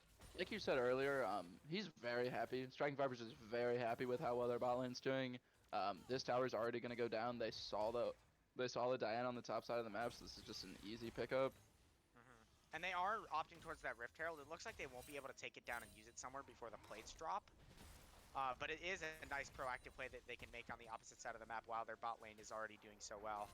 Looks like the TP was expended by Anime Girl 2007, which is why he has such a lead in this lane now over Trundle when they were both so low. That cleaver definitely went straight through a minion for the record.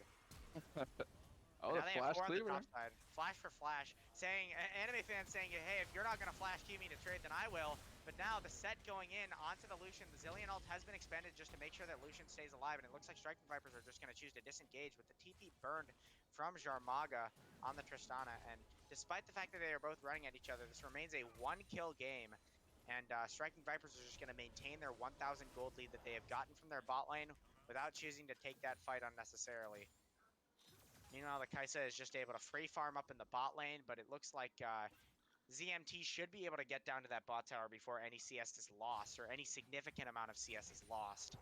And so I think overall, definitely the Striking Vipers are in a positive position right now.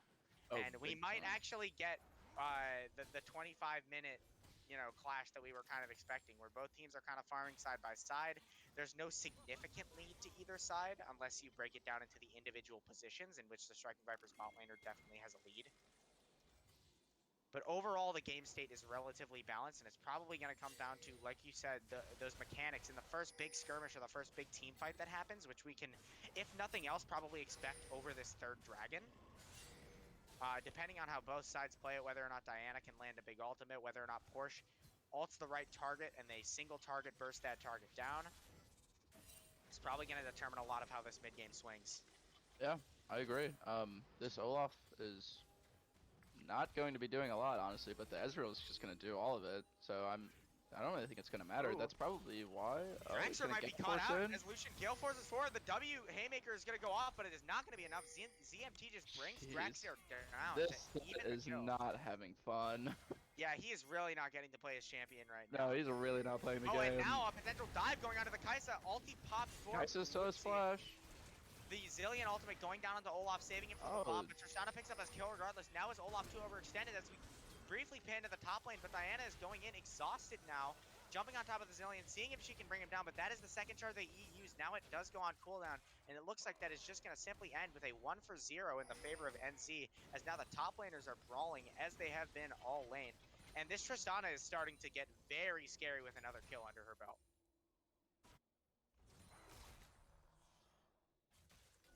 And you see, the problem here is that not only is the Tristana scary on her own, but who on the Striking Vipers is going to be capable of bringing down that Tristana?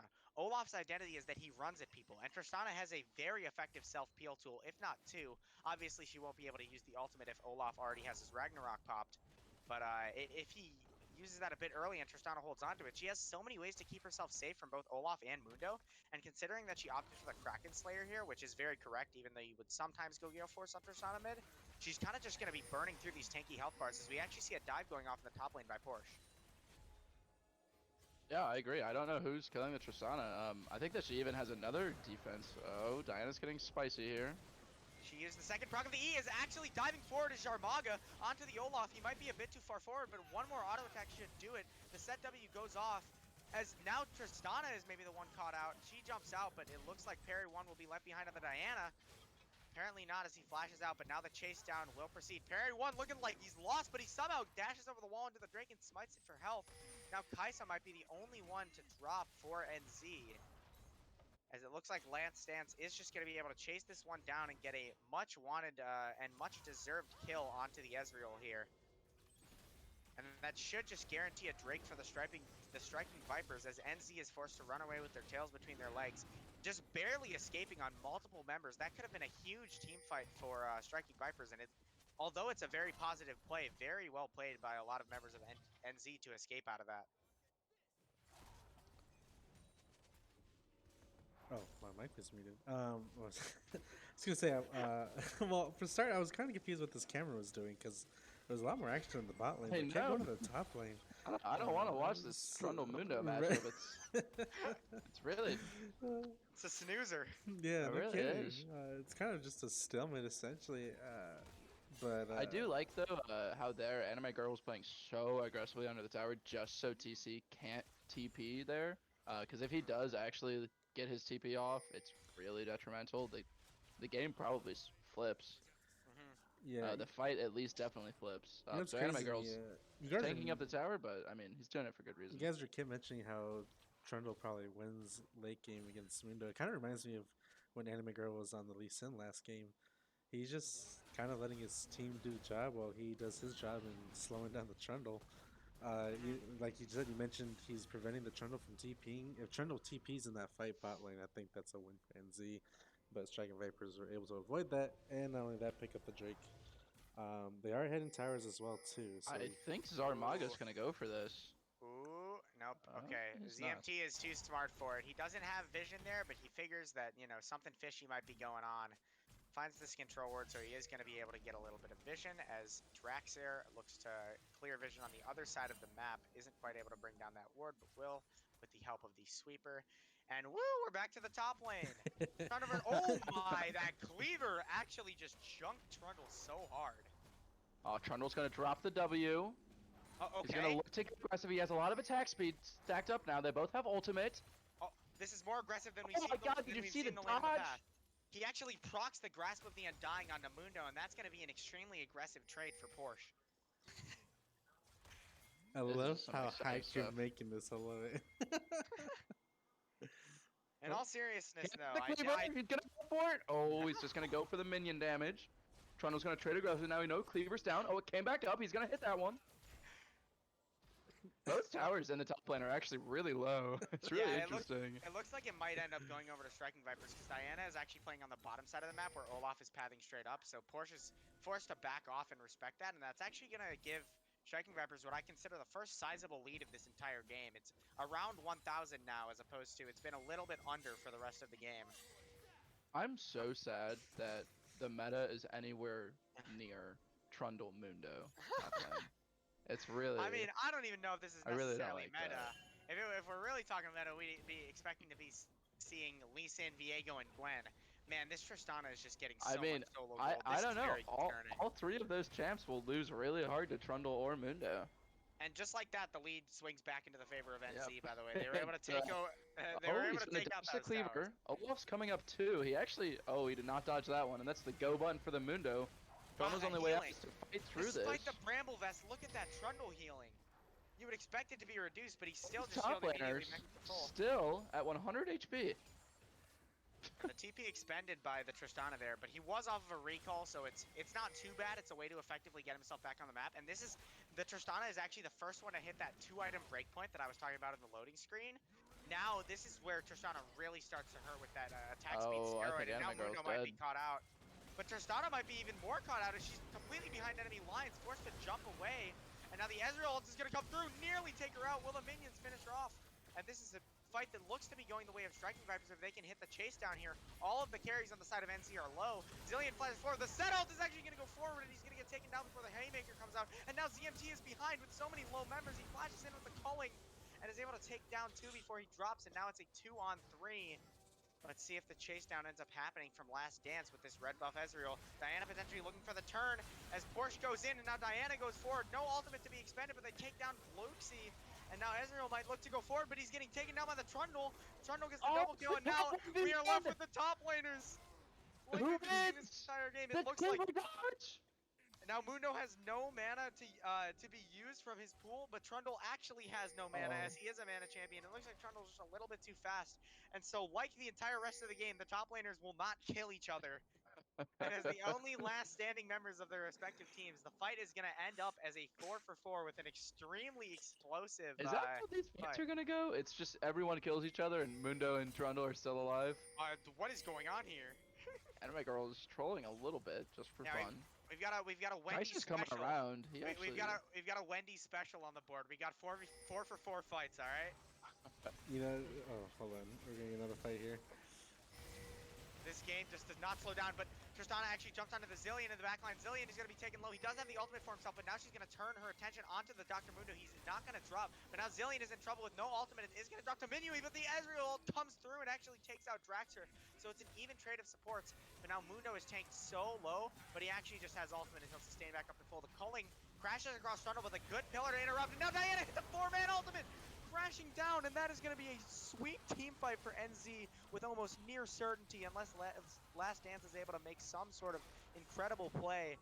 2 members do drop for NZ, but an insane Diana ultimate find by Perry is going to guarantee that they're able to take their 3rd dragon of the game, put themselves on a soul point, and neutralize that lead that Striking Vipers was almost building, and they're just going to run straight to Baron. They have the Kai'Sa, Diana, and Trundle all up, 3 of their strongest Baron-taking members. And we'll see if Striking Vipers has anything to respond to this. The teleport is going to be up for Dr. Mundo. You see them pinging the Tristana teleport. They know that Triss can't teleport in on this Baron. So they're most likely going to see if they can do something about this with Mundo TP. As actually the Ezreal gets thrown out as Draxier is going in onto the Ezreal. Can he find the soul kill? I do not think he's strong enough. Don't think that the set wins this one, and he's going to be snared. And he's dropping so low. He's actually somehow just Last able Dance to missed escape. the E, actually. Seems like Trundle wants to aggress. Man, this Trundle is so huge. He's level 15. He has the Sunder plus the Frozen Heart. He has 2 armor items. Ezreal just tickles him in fights, and you can see the result of that is that Trundle has not died at all in this game yet, and I honestly don't anticipate him dying in soon at all. And when we look back over to the Olaf, it's not hard to see why Striking Vipers are struggling so much in these team fights. Yep, I was just about to bring up the Olaf. I mean, this champion, at this point in the game, at the 25-minute mark, being down 0-3, like you said, he needs to be 3-0. I disagreed with it at the beginning, but I completely agree with it now. Yeah. The Tristana can just blow him up. The Kai'Sa can just blow him up. The Trundle can pillar him. He had to have had a lead, and now that he doesn't, He's pretty much useless. He's useless. Yeah. He is useless. He's a useless champion. The problem is that it's not just that he's a useless champion, but he doesn't have an identity in this team comp. So see, normally when you play Olaf, you tend to draft him with either high damage picks that can complement his dive, something like an Orianna who can put ball on him and dive with him, or something like you get what I'm saying. Or you pick him with an enchanter to try to buff him up and make sure that Olaf doesn't die, and you play around the Olaf. And I feel like the composition is somewhere in the middle for Striking Vipers, and that leaves Olaf as an 0-3 champion whose only finished item is Goredrinker. He doesn't really have an identity in this team composition. I agree. I agree completely. They already have a front line in the Mundo. They don't need another one. And now I do like that we're seeing the Ezreal seemingly itemized towards the Frozen Heart, but it is a bit weird since what are the components of Frozen Heart? It's Glacial Shroud and... I think it's an armor. Okay, so maybe that cloth armor is building towards it. He has a Coalfields Warhammer just sitting in his inventory, but I don't see that getting finished into anything anytime soon. But he is opting for the Frozen Heart, which I think will give him a lot of mileage versus the NZ composition, assuming that Diana doesn't land another huge ultimate like she did last fight. But overall, I just feel like the carries from Striking Vipers are not dealing enough damage to burn through that front line of the... They're very strong. Ooh, and we actually see Jarmaga jumping in onto Mundo now. Maybe catching him out in the bot lane, but Mundo is actually pretty strong in that 1v1, forcing Jarmaga to jump out. We'll see if now Mundo can run away with this ultimate as Draxier and Perry are both collapsing, but it seems like he'll just run his way out of that. I think that they picked the Olaf to get them through the early game and try to make a jungle diff happen, but I mean that didn't happen. Like we saw, they had mid prio, they had bot prio, so I mean, the pick is useless now. It did nothing for them early game. And there is something to be said about the fact that when you do draft that Olaf, like you said, you need that priority. Olaf is a champion who wants to fight over every scuttle. He wants to be all up in the enemy jungler's face, contesting their camps, skirmishing wherever possible. And you know, to not to put Bluxy down, he really didn't have a whole lot of control over the early game this game. He just could not play to his champion strengths due to the lack of Yeah, you cryo in really all of his can't blame him. lanes. You really can't blame him. And the one time that he did try to make that play, he ended up dropping for first blood. So, but now we actually see a potential pick on a Draxir as Mundo is running forward with the Zilean ultimate. He actually doesn't go anywhere after the set ultimate, and Zilean is going to be forced to ult himself, but that's not going to be a big deal as they're actually able to take down Draxir and slow down the pace of pushing this lead. And ZMT is looking down to Trundle, but I think he just gets his butt kicked in this 1v1, honestly. Porsche doesn't opt for taking the fight, but I do not think that Lucian deals any damage whatsoever. And now they're actually speeding the Olaf as they're looking onto Mumi, but in the bot lane, the Mundo is getting jumped on by both the Diana and the Tristana. And it looks like this Kai'Sa is just going to be caught out. Maybe he doesn't have ultimate he already expended it, so he's not able to bring the Zilean down. And it seems like this 3-man unit of the Zilean, Ezreal, and either the Olaf or the Mundo is just walking around. We'll see if Diana's able to escape here. It doesn't look like she'll be able to find her way out. And they are just finding pick after pick onto the roster of NZ right now. Yeah, Striking Viper's really pulling back. I love the run at Kai'Sa call. It's perfect. So I mean- we're starting to see like the Zilean, not only is it a good counter pick to set in lane, but the strength is that you have a lot of semi-mobile champions on the side of NZ. Like Kai'Sa has her E, but that's not a dedicated dash, and it doesn't really help too much. And she has ultimate, but again, like you can only really go forward with ultimate in most cases. And you have the Set who just kind of runs at you, but he's not as adept at running away since he only gets his Q movement speed bonus when he's running at an enemy. So you have all these semi-mobile champions, and with champs like Mundo and Olaf, who are big tanky bruisers who have, you know, non-stop slows. Of course, with Olaf you have the axes, and with Mundo you have the cleavers. There's not a whole lot of options to escape for both the Kai'Sa and the Set, and even the Diana when she herself gets caught out. Tristana is really the only one mobile enough to outrun these Zilean sped champions from the side of Striking Vipers. Dragon spawning in 15 seconds. This is soul for the side of Zeus. They definitely need this. I think it's gonna make the game a lot easier for them. It negates pretty much all of the Ezreal poke. And it TPs looks are like gonna be Striking coming Vipers in. want to contest it. Yeah. This is probably gonna be where the game either is made or broken for both sides here. It seems like they're gonna open up with the Trundle ultimate onto the moon to chunk some of those resistances. Set goes into the backline. Now the calling coming out. He's gonna bring down Set. He's gonna be the first to drop. Now Tristana going into the backline.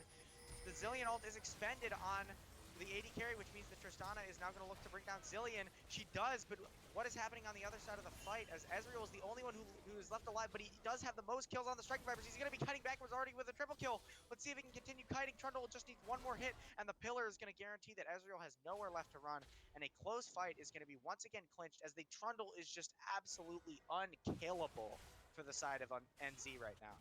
Oh, and they're gonna get the Cloud Soul. This game is a lot harder now for Striking Viper side. It's actually going to be the Mountain Soul, which Oh, did I I say think Cloud helps them Soul? arguably more than Cloud Soul, yeah. You know what I meant. Come on, Steve. Oh god, look at that Trundle Mountain Soul shield. Did I say Cloud Soul earlier too? I think I did. I don't know. I don't know trusted you on it. Oh god, and Trundle's just gonna take everything on the top side Yep. here. This is the part of the game where it really becomes difficult, especially if you're this Olaf, because not only are you already 0-4 and you can't even play to your champion's identity because of how behind you are, now all of your camps are just getting mugged away by this Trundle, who, despite being dressed like a police officer, is actually the one committing the crime of thievery. Well played. Well played. Baron spawning in 1 second. Striking Vipers actually do have a small window to get vision off the Trundle reset, but I don't think they're gonna go for it. Who is killing this Trundle? The Lucian really just feels like he's not doing any damage. It's at the this stage. cleavers. It's honestly, the cleavers are gonna be the only thing doing damage to him. With a double ADC carry comp, you'd expect it to be the ADCs. Is now actually Jarmaga jumping onto ZMT, forcing him to use out that culling and also chunking him pretty low. As the W lands from Kai'Sa, he was a bit. I wonder if he considered going in there. As now Porsche is actually just running after Olaf, forcing out the ultimate, and they're just forcing out ultimates left and right. As Porsche is actually looking even further onto the Mundo, gonna drop his resistances with that ultimate. It doesn't look like a Zillion's whole not lot there to stop him running at you. Trundle's running, but Zillion's not there. He's It's gonna just get. too tanky. He's not getting slowed. He's finally slowed down. And now the Tristana, the real damage dealer, is the Oh 5-man my. ultimate for parry! And that is going to mean that there's just nothing the Striking Vipers can do. Zilean is going to ult himself, but that means that Ezreal is just going to get jumped on and taken down as he is now the only one remaining. Ezreal, will he be able to get back to his base? The pillar's going to go down, but he is going to be able to heal. It's going to be all for naught, though, as The Trundle towers spams can't even spams on take the him down. Nexus.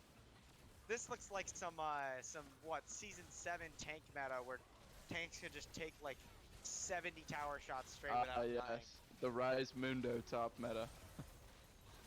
You gotta love it. It's not taking damage. Yeah, no, there's just nothing they can do, and that's going to be the end of the game. The Trundle going 5-0 and 10, 100% the MVP of that game. He got stomped a little bit in the early stages of that lane, but overall he was able to bounce back and just become an unkillable force for Not Zeus. Or is this Not Zeus? Because I swear we were supposed to play versus Not Zeus. This This is is not not Zeus. Zeus, yeah. Oh, I don't know who we were supposed to play against then. Oh, never mind. Yeah, this is Not Zeus. Yeah, this is not Zeus. You guys were supposed to play against Something white, I think.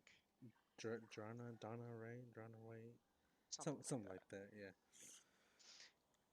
Yeah, Oh, I mean, I feel like really, like, no flame at all being intended for the mid jungle of Striking Vipers, but really the Lucian Olaf was just never able to do anything as compared to the Diana Tristana. Tristana almost always had prio in the early lane, which enabled Diana to go more aggressively than she would normally be able to go, and consequently putting that Olaf behind. And Olaf from behind really just does not do anything. So actually, the thing at the Ezreal damage is pretty insane. He did the most Yeah. damage, but still, I mean, in wasn't that able one to. team fight where he was kiting backwards at the triple kill, he was It was just nuts. pumping out damage. Yeah, he's Um, pumping out damage on a You should Mundo show Trundle as well. damage taken actually, and see who out who out I tanked the have other a one. sneaking oh, suspicion the who won this tanking. one. It could be Mundo or Trundle viably.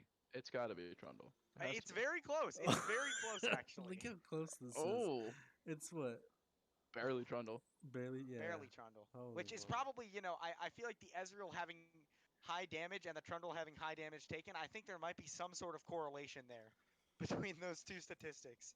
He was probably just sitting there soaking them and healing. That's crazy. We're gonna take a quick break here, and actually, I want to see the healing real quick. Jesus, that Trundle Trundle, healing. yeah. That He is out-healed ridiculous. a Mundo. I wonder how much of that is from his ultimate. I wonder how much is from or he didn't even take Conqueror. I wonder how much of that is from Grasp, rather. Yeah, Because it but seemed like he was proccing that pretty consistently in lane. so we're gonna take a quick break here for on to the next draft. Also, my cat's bugging me to feed him, so we'll be right back.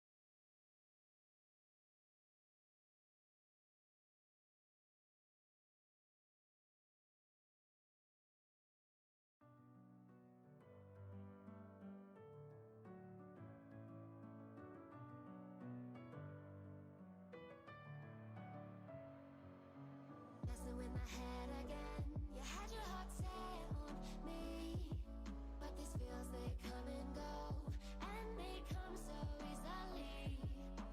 Tell me what it is about you that I can't forget, but you're breaking down my walls again just to set me free. Why do I, baby, why do I love the way you always leave me?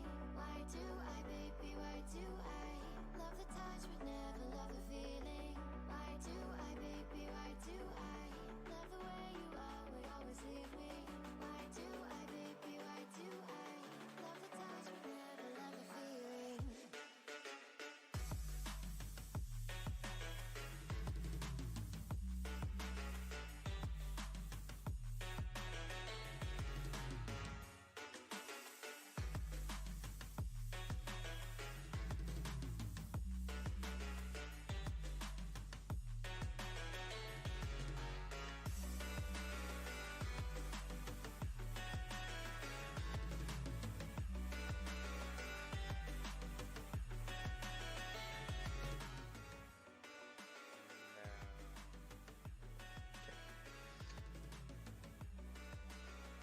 Alright, here we are. Game 3 draft, everybody.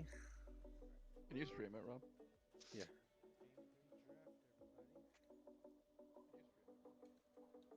Okay.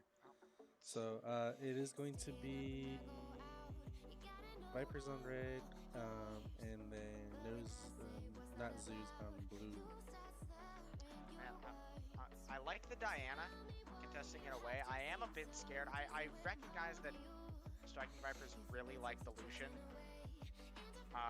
But I'm just not sure. After last game, I feel like they might have wanted to adapt their draft a little bit and not pick the Lucian at least so early. Because it really just did not feel like it did anything. Maybe their intention is, okay, it didn't work as well in the mid lane, so maybe we're looking more towards Lucian bot again this game. But again, they're leaving that open as a flex, whether that's legitimate on their side or whether it's a fake flex and they have like full intention to put it bot lane. You can't really tell if you're NZ.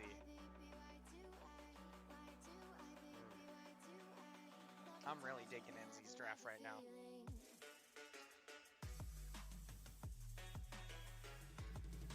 I love the Viego Volibear as the first two lock-ins, and the Ryze. They're just going to fully seal in their top side. The only ambiguity, really, is the Volibear Viego top jungle. They could technically go either iteration of that. I would expect to not see Ryze top.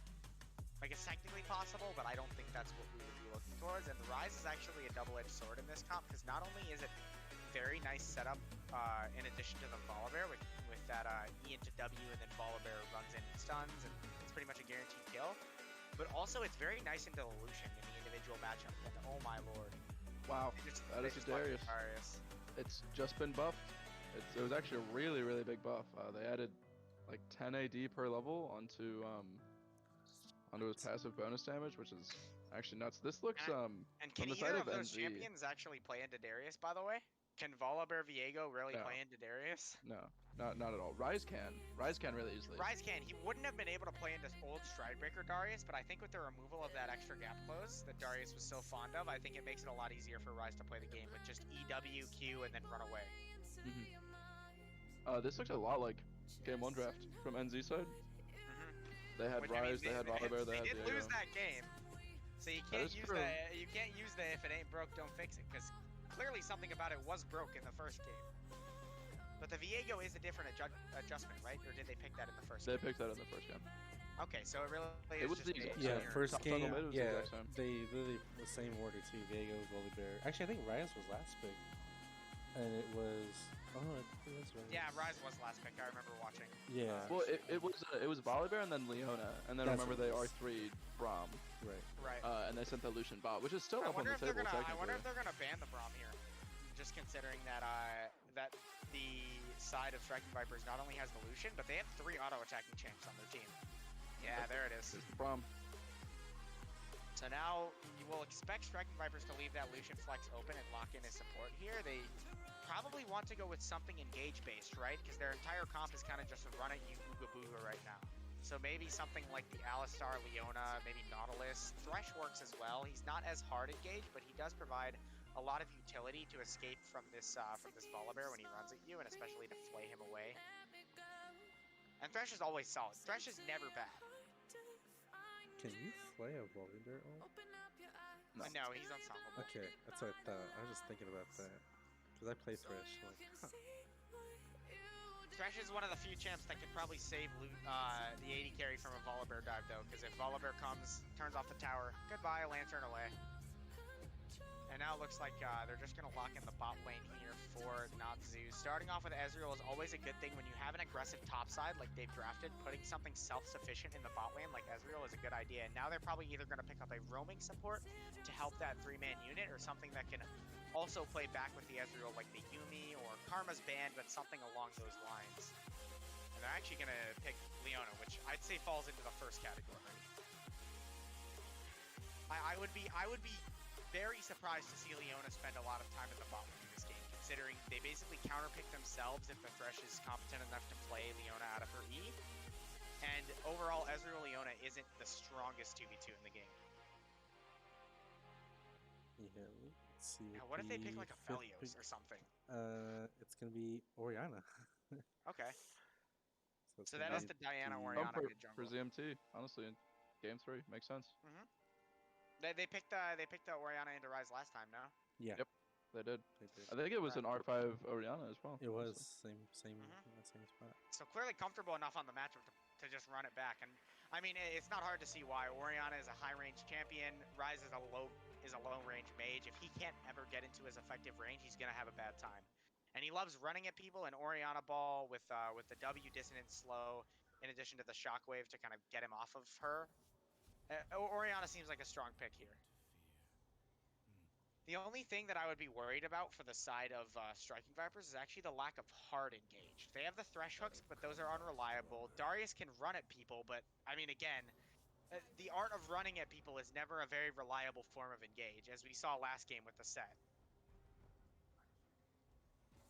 I mean, they did win the game, I suppose, but like, the set was not having a very good time. I don't individually. think it was really the set that really did it. It was more the Trundle. Yeah. It was more so Trundle just running at people and engaging. in this case, So, maybe they're What hoping. that means is that Oh, go ahead. Sorry. What that means is that Striking Vipers are going to have to be really on point at getting the objectives first. Because if they don't, I just don't see a way that they can really contest the space that not Zeus are able to control. I agree. I mean, how are you gonna ride, or how are you gonna run into a Rise? Yeah, how are you going to run into a Rise Volibear Leona? Where you turn the corner and you get Leona stunned, into Leona Ard, into Rise EW rooted. You're just not escaping from that. And there are no real dedicated tanks on the side of Striking Vipers either. Darius is a bruiser, and Thresh is, he's tanky, but he's a support, so he gets no money. Which means that he is not able to itemize as much health and armor as you would with a dedicated tank. I'm really surprised that Ezreal wasn't banned away on second phase from the side of Striking Vipers. It's so insanely good. I mean, even if the Darius does run through and get onto the Ezreal, he has a dash. Same thing with Diana. Same thing with Thresh. The only potential that I could see is if they wanted to leave it open for themselves, considering that they were flexing the Lucian. Maybe they had ideas of putting the Lucian mid and then putting the Ezreal bot, but it doesn't seem like that's what they were aiming for. And Ezreal's just so strong right now. It really is just the holy trinity of like Varus, Ezreal, and the third one is debatable, but I actually think Kallista's pretty strong right now, as is Aphelios, neither of which we've seen in this series yet. But the two main ones would be, Varus and Ezreal, right? Callista And we was saw in one of game those banned one. away. Callista Yeah. was game 1, yeah. She that didn't go well for Callista. She didn't have a good time. She couldn't dodge. She took everything. Thankfully, this time, Manual, maybe? Okay, Manual? but here's the thing. He didn't really dodge anything game 2 either, so maybe Ezreal's Well, yeah, but the now pick here? he's on the poke champion. Maybe he can't dodge. He can just Yeah, but land he's also skill into a shots. Thresh, which is admittedly a little bit scary when you can't Oh. dodge things. That's true. That's They've very given- true. They've given him about as good of a shot to dodge as he can possibly have. Yeah, with but the he can flash just on a E away. 24-second cooldown. Yeah, He can E when the thing hits him. There you yeah, go. he has a flash on a 24-second cooldown. In addition to his regular flash, he should not be getting hooked in this lane. I mean, I think this is the best champ for this guy. If he can't dodge, just pick Ezreal. Tristana would be the only other option that really fulfills that. Just pick Ezreal. Oh, is it happening again, Rob? Someone said, is the stream quiet for anyone else? Oh no, they can still hear me. I don't think they could hear game volume. I'll just be straight up honest. Even though, like, you know, Oh, Striking if Vipers it's game are. volume, yeah. That's Even though we're on the Striking Vipers stream and, like, Striking Vipers are the boys, right? From an unbiased perspective, I really prefer not Zoo's draft here. Like, by a I mile. would agree. See, I would agree. I think that's what did it with us last time. I think we kind of had a little favoritism towards Striking Vipers last game. Remember, we favored Zeus the first game. We Then did. Striking Vipers Whoever won. we favor loses. It just Yeah. must be player gap. I mean, I don't know. Well, I genuinely did think that Striking Vipers had a pretty solid draft. Maybe I just love Ezreal is what we're really getting down to. Whoever so has strong. Ezreal, I think, has the stronger draft. But I mean, he is just like Ezreal's always a threat, right? You can't put Ezreal out of the game, really.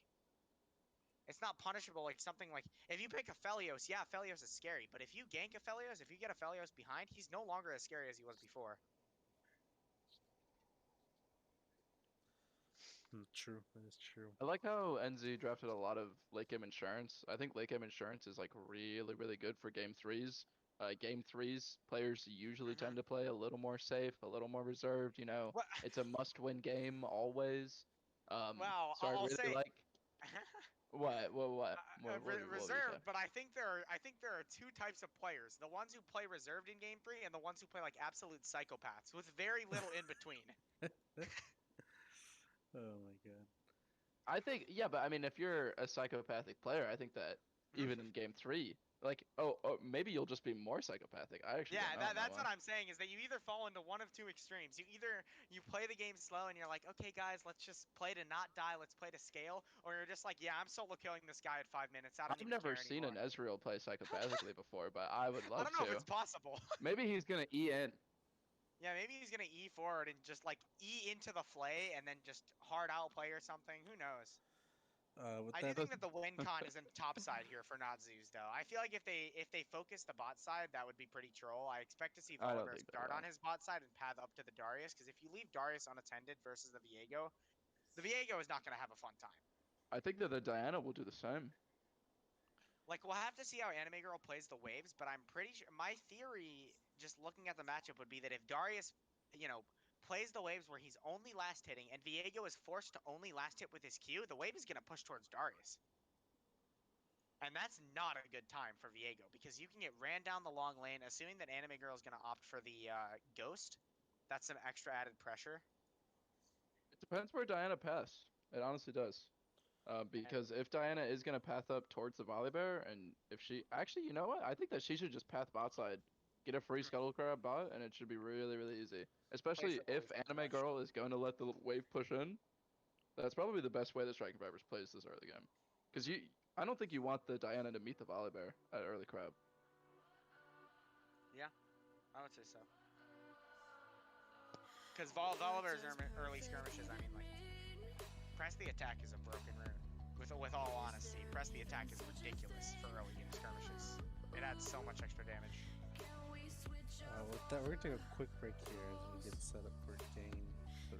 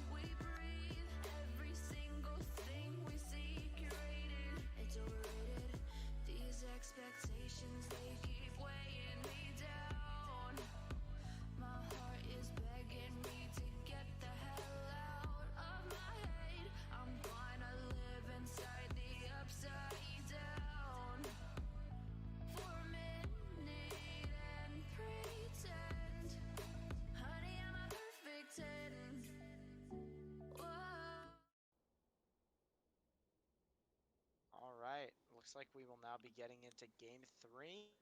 It doesn't seem like there are any particularly interesting rune choices or summoner spell choices on either side. We're seeing pretty standard stuff, which again, for a game 3 is not very surprising. The Lucian did opt to go cleanse, which is usually most AD carries are forced to take cleanse just whenever they're into Leona in general, but also when you consider that Volibear has his stun and that Rise root can become a real problem for Lucian in the mid game. Yeah, and reminder, just not zoos are on the blue side, the striking vipers are on the red side. It is 1-1 going into game 3 of the week 2, the Unified Premier League. I forgot what I was gonna say after that. Someone messaged me and I got distracted. But so we have a similar look so far from game 1 against Natsus. I think the biggest difference is the Ezreal. It was a what was it last time? Oh, Kalista. It was Kalista last time. Kalista. I think it's the exact same comp It's, actually. yeah, with same comp, just with an the Ezreal Ezreal. instead of a Kalista. And almost a mirror on Vipers as well. Actually, I think it's just the Orianna. It's and Thresh Lucian. instead of Braum, and it's Darius instead of Lee Sin. Yeah. Yeah, and it's Diana instead of Zinja. So not exactly. not at all. exactly, but looks like bot lane both are gonna sit in bush. Kind of interesting. It looks to like see that. the Diana's gonna do exactly what we were talking about, Steve. She's gonna start topside. She's gonna go Meanwhile, bot. Volibear starting bot side as we expected as well. So. Yep. Going to be playing on opposite sides of the map, which means no juicy scuttle fights happening, or at least we can assume so. And that does mean that the Volibear is going to be playing towards his Viego most likely, while the Lucian Thresh are going to be the main item of focus for this Diana. As we see early trades going off in the top lane, Viego somehow winning a level 1 trade with Darius by good I think tethering. Anime Girl actually messed up his auto spacing there just a little bit. Ooh, I mean, like you said though, Anime Girl's not gonna touch the wave. Well, that Q is actually going to make it so it pushes pretty hard into Viego, so now Force should just be able to sit there and let it push into him. Shouldn't have any sort of problems with getting chased down the long lane, and is able to minimize those kind of scary level 1-2 versus Darius. And actually an early trade going off onto Draxier. This bot lane cannot dodge. I told you. They really can't, man. I mean, no wonder Blossoms went for the Thresh. He's gonna have a field day. Nah, it's not that the bot lane can't dodge. It's just that Blossom and Last Dance are so incredibly talented at hitting. Honestly, you might be right. They are very talented. We see the Volibear posturing for a level 2 gank, and the flash forward from the Rise into the root is going to make sure that it is going to be first blood for the Volibear. And that Rise volley combo is so dangerous for any sort of immobile mid laner. You warmed up for this. We did warm them up for this. Have they forgotten? Did he forgot this is gonna happen? Because that is It exactly just happened what in game our 1. How did they forget? Yeah. That is exactly what What happened in the warm up? Oh, Rise Lord. Volibear is such a consistent gank setup. It's so filthy. And I'm about to ZMT, the worst part is that he actually opted to use his flash because he thought he could escape. So now he's going to be a continuous target for the Rise Volibear for the next 5 minutes of the game. You just shouldn't flash there, in all honesty. Yeah, I think he probably should have known that he was dead, or the flash has to come out much, much earlier, because there was a brief window where he saw the Volibear. I agree. I think there was. I don't think he saw the E come down, but he definitely saw the Volibear flash. There was like a half-second window. Oh, and now Darius is going to be the next target as the Viego W lands. Volibear is going to look to proc that PTA, and again with the flash, except this time he might escape, he won't, and that's another solo lane flash burn, kill going over to Not Zeus, and that's going to be 2 quick ones on the top side in the favor of Not Zeus, and already that is exactly what you want to see if you're a Not Zeus fan. As the Diana is going to be counter on the bot side, but isn't going to be able to get nearly as much done. She might actually get her recall interrupted, barely going to get off before the Ezreal Q goes through. And it seems like this is basically going to be a classic top side versus bot side matchup, right? Where this bot side from Striking Vipers has been dominant all series long. Last Dance and Blossoms have been putting on a clinic in any bot lane that they get into any enemy bot lane. They've just been dominating the wave states, dominating the push, dominating the CS. And this game looks to be no different, as they've already built up a small CS lead and have had prio for pretty much the entire game so far. Pretty much the entire series. Yeah. Yeah. Volibear is going to try to change that a little bit. Ezreal has just spotted accepted the his ward. fate of getting hit by Lucian Qs. He's just gonna stand there and tank that one Just for whatever face reason. Yeah, he really did. One thing I was gonna say is the late game. Oh, Rise is getting aggressive on his ZMT here. Volibear's coming up. Oh my ZMT has no flash. Yeah, and just beautiful Yeah. mechanical play from Jarmaga right now. Not I missing think any of those Sharmaga dudes. can hold this wave. I don't know if he's gonna try to do that. Maybe the directed cam will show us at some point. No, Can't it does not. exactly tell what he's doing. With it. It looks like One he thing I just was fully gonna cleared it. say though is, if you're a Striking Vipers fan, this is not looking good for you because, like I said, NZ have all of the late game insurance with the Rise, with the Ezreal. Getting down against a scaling comp never feels good. Yeah, it puts you on a timer, right? And that It I think, does. but in terms of game 3 strategies that we were talking about before the draft, there is no scarier strategy than for the enemy team to pick a comp where it's like, okay, try to be proactive in the early game versus us guys, and if you mess up, that's it. That's the series. We just take it. Yep. Unless they play like Psychopaths, which they are. And we are going to see a reset. Is this just going to be the new Revolution, probably? Yeah, okay. Oh, he sold it. Oh, He sold it for Caulfield, so I guess he's probably opting for Essence Reaver first item. Which I think in terms of pushing your advantage, Essence Reaver might be a little bit better. If we're talking positives for Striking Vipers, right? We've been talking about how they're already falling behind in this early game with the due to the fact that Volibear spent so much time getting both top and mid there, Diana actually has already built up a very sizable CS and XP. Maybe not the XP, but at least the CS. And as a result, is going to be able to opt towards this dragon and give a early hope of win con towards the Dragon Soul. And it's not going to be Cloud, it's not going to be Infernal, so it'll either be the Ocean or the Mountain, which are probably two of the best souls in the game. Meanwhile, in the top lane, this is looking very scary for Porsche, as his lane is hard shoving towards Darius. And even though he is ahead, I mean, Darius is one of those champs, you know, it doesn't matter how far behind he is, I think he always has solo kill pressure pretty much. And in the hands of a Darius player who knows what he's doing, you can never truly be safe down a long lane. yeah, that is exactly correct. You can be down, you can be up 3 kills on it, he'll still kill you. That's just the champion. ZMT is having trouble in this lane versus Rise. He's just I completely out of think that the resources. Viego, I thought that the Darius was really hard Oh, time and now the out. Rise is coming top as the Volibear ult. I love this proactivity from Natsus. The Volibear ultimate isn't even off cooldown yet, but utilizing the Rise ultimate to coordinate that dive. Even Draxler showed up for the 4-man dive just in case they needed that extra help. And there's a lot of proactivity coming out from Natsus right now. And to be honest, I think they're making a very wise choice to just sack the bot lane, leave Ezreal here on an island safe. Hey, sorry, dude. Oh, he actually flashes to try to land more hits on the calling, but that's not going to give him anything. So actually, It's the they're not- timer. That's Yeah. nerves right there. I mean, they know that they're on a timer.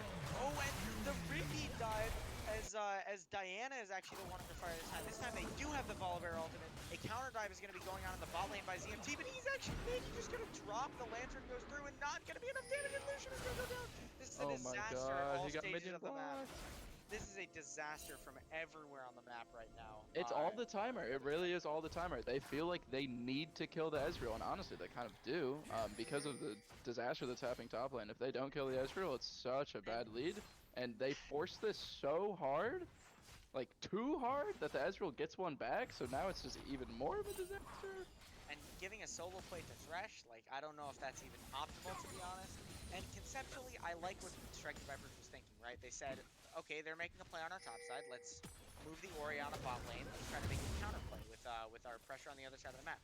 But the problem was, I don't know that Orianna had enough prio to do that, and now she's not only sacking mid waves, but the dive was botched. It didn't go well. Orianna basically got nothing from it, and she's just going to fall even further behind this Rise. It really just feels like there's nothing going right for them right now. And now Diana might be under fire in the river as the E lands from Drax here. He's going to slow him down, stun him up, and then just CC chain that comes out from this disgusting Leona Volibear Rise combo is going to bring Lucy down. And if you're Striking Vipers, you have to start frantically looking for a win con now. As now Last Dance is actually going to be under fire from this dive. The TP is going to come through from ZMT, but now they're just going to switch their trade to Blossoms. They're not yet at the tower. ZMT is going to be here, but he doesn't even have Shockwave to turn this around. Blossoms is actually going to live, and now Draxier actually drops to ZMT, so that's going to be a botched dive for the other side of Nazis. And now, let's see. Oh, the Volibear smiting down the drop is going to give him enough HP, and Zarmaga is going to flash forward. A beautiful kill onto Orianna, but now the hook is going to go down onto him. He should drop to this Lucian. Last Dance is going to be able to pick it up. The Lantern getting him out of there, and now Diana is here. She's going to complete Fiesta down here. The shutdown is going to go over to Lucy, and this is exactly what you were looking for if you're Striking Vipers. picking up some of those shutdowns, putting the gold onto your carries, and now a great hook is actually going to pull Minion in, but he's able to find the fadeaway Q as he gets hooked. Means that he is able to get the trade kill. At the end of the day, though, I would say that that is a very positive play for Striking Vipers, considering the game state before that went down. The man cannot dodge a single Q. It's just. Not even on Ezreal. Not even on Ezreal. He had all the advantage in the world to dodge that hook. Blossoms really died for that. He knew he was gonna die. He did it. I mean, that's worth. Oh my Blossoms God. also knew that this guy could not dodge. I mean, seriously though, these are things that in a series, like as a player, you're thinking like this guy, well, like we need to take advantage of this because we've been hitting him for 3 games now, and he has not been dodging. Ryze could go for either Everfrost here, or he could just straight up go Ludens with the items that he has. I'm very interested to see Ludens what's would be coming off. nuts. I Ludens don't Ryze think is it a will lot happen. of damage. I think overall Everfrost is the better item for Ryze. It just synergizes way too well with his root, and the build path is really nice for Ryze. But he does definitely have the opportunity to opt towards Ludens if he wants to go super damage oriented. It seems like Porsche is going to be able to take the back right now. He already has the Sunder. Able to pick up a controller to boot and TP back to lane. He's gonna have it. I mean, just look at the item lead for Porsche over Anime Girl right now. Despite the fact that Darius is a very strong laning champ, I just don't think there's anything he can do to respond to this great on Diego at this stage of the game, or any stage of the game going forward. Which, I mean, that's the risk you run when you pick the Darius pick, right? And it's not just that you pick the Darius pick, but we said in Champ Select, we kind of identified that that Striking Vipers would want to be playing more towards their bot lane. Meanwhile, the Volibear would be pathing top. And when you have a Darius and you path away from him, it kind of becomes a doomed situation when he falls this far behind. Yeah, they got 3 top right now, don't they? They're gonna look to dive Anime Girl. Yeah, I again. mean, Anime Girl is literally just forced to stand in this tier 2 in the top. It looks like, I don't even know, okay, they are going to end up dropping the Rift Herald, giving the first tower gold over to Porsche on this Diego. Thresh has walked mid for some sort of counterplay, but Ryze seems to be just fine clearing these waves and staying safe on her tower. Luxie coming over as well on the Diana. I mean, they're attempting proactivity, but it's really just not resulting in anything. McCullough going down the bottom. Now another dive going onto Anime Girl. Apparently the tier 2 was not enough safety for him, as he's just going to drop never any danger of dying to the side of Not Zeus. And they are just abusing this Darius pick right now. Yeah, I mean, I guess our predictions were wrong. I really thought that Darius would have the better hand in this one, but It's just, I mean, you know, it's he's playing it so weak side well. Darius. It's weak side Darius is what's so hard. The Volibear, when you pick Volibear, I love Volibear at this level of play because he gives you so much automatic proactivity. His ganks are very simple, they're very flow charted, and his ultimate, once you unlock it, gives you the ability to do tower dives without having to worry about the execution build, right? So if you're a team that's comfortable with setting up the tower dives, you don't have to worry about, you know, who's managing aggro. We got to make sure that we focus our damage onto the right target. You just press R and you dive tower and it just works. And that added proactivity has allowed Natsus to pull ahead so early on a composition that has the ability to go so late into the game and just be strong. And I do not see a whole lot of avenues for Striking Vipers to get back into this game. I'm not trying to be a pessimist, it's just with their composition, you really don't have a whole lot of options outside of Diana or Orianna landing a 5-man Moonfall into Shockwave. And even then, it's ambiguous whether or not Zeus would drop from that combo of ultimates. I don't think they would. Ezreal's gonna E away, Volibear's gonna ult. And I mean, What's just gonna happen? the raw damage, like, you don't have Mythics on either one of those champions right now, so they honestly don't deal very much damage. Orianna has been forced to go for the Merc. She's gonna get dove. She's gonna get dove. Yeah, ZMT, you can't be here. And this just disgusting combo of Perry and Porsche right now is just Yeah, I mean, dominating the map. The late game Viego is 4-0 right now. Yeah. At 14 minutes. And I mean, Viego's the type of champion where, like, it doesn't even quite frankly matter if you're behind because you can just possess someone who isn't behind. But if you yourself are behind, not only do you have access to every other champ in the game, but you yourself are just a strong champion at a baseline. So you don't even really need those resets to be making a splash of teammates. Oh, Ezreal eating forward like we prophesized, but I don't think that's the situation where he wanted to do it. He's a Oh, psychopath. and actually the dive coming out from Last Dance. So is Last Dance. And now I think they're trapped. I don't know. Oh Oh, my they God. are able to find the Lucian. The Black Orb Rise. Now Diana is probably going to drop fall as probably going to be another kill given over to the Rise. A double kill, just going to accelerate his power spike. A dive gone wrong, and it really just seems like Striking Vipers cannot find anything on the map right now. I was about to say that the glimmer of hope for Striking Vipers is Last Dance, as he's been so key in this entire series, but as we And just saw. regardless of how this game shakes out, you have to give him credit regardless, right? I mean, Oh, yeah. Last Dance and Blossoms have put up ridiculous lane gapping performances in these games. Even in this game, in which they're 4,000 gold behind and 2 towers behind, he has a near 50 CS lead over Minyu, which it should be stated that Leona has left the lane and gone other places, so it wasn't entirely a 2v2, but like, they've been putting up these type of leads in the bot lane consistently. It's just really, it feels like this top side is really struggling for the Striking Vipers right now. And I don't even know if it's necessarily the fault of the Striking Vipers top line, but the proactivity and the setups from the combination of Porsche, Perry, and Sharmaga has been amazing. The way that they've been utilizing these CC combos and this early game proactive picks from their draft have just been beautiful.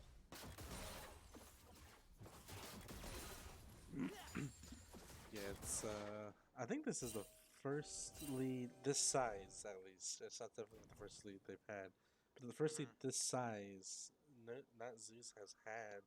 I think the biggest lead they got last game was like 2K maybe, because that game kind of was close. But this is, you're looking at 4K here. I mean, just to kind of play the hopeful side, if you're Vipers, you kind of have to go back to what you almost did last game. Find the picks, get the bounties on your carries. The time to get the picks is now. Dragon spawning in 10 Yeah. seconds. And Oh, we I gotta know look that on the they're not Leona here. strangers to getting caught out because they did it so many times when they were ahead last game. Yep, Thrasher gets caught out again. He's been Yeah, caught that out means way that they too can many probably- times. They can probably just take this dragon. And that'll It's- put them on soul point. So Yeah, there is an avenue for Victor playing through this. Diego Soul is playing top these side dragons. pushing to the 3rd tier. He It could looks be like they made TPing, the they call. don't know. It looks like they've made the call again. Maybe Bolivar was thinking about steal, but Diego's just going to hold on to the TP. A massive wave crashing in the top side, which is obviously less than ideal if you're the side of Striking Vipers, but you're at a point in the game where you're at such a deficit that you don't really have the luxury to make only, you know, equal or favorable trades. And now the Rise ultimate is going to be going behind Orianna.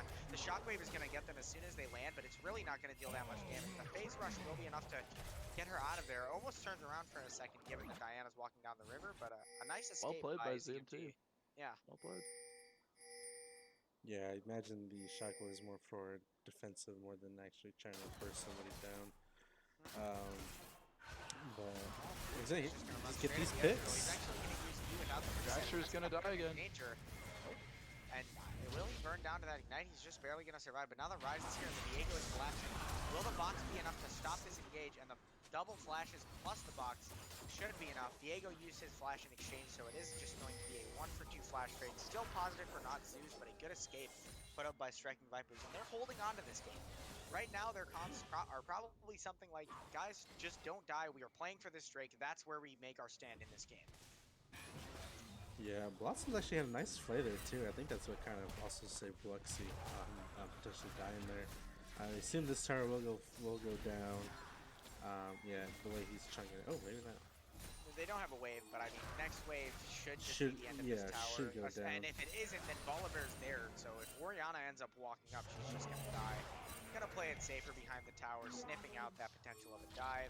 As Viego's just gonna go and take that. That's gonna be the 4th tower of the game for Natsu's, just increasing their lead to around 5,000s. Now, Minui is not having the best game for himself, we'll be honest. Even though his team is very ahead, he just got chunked out by that Diana Q. He's trying his best to land the Qs, but like, this game is not in his hands, let's just say that.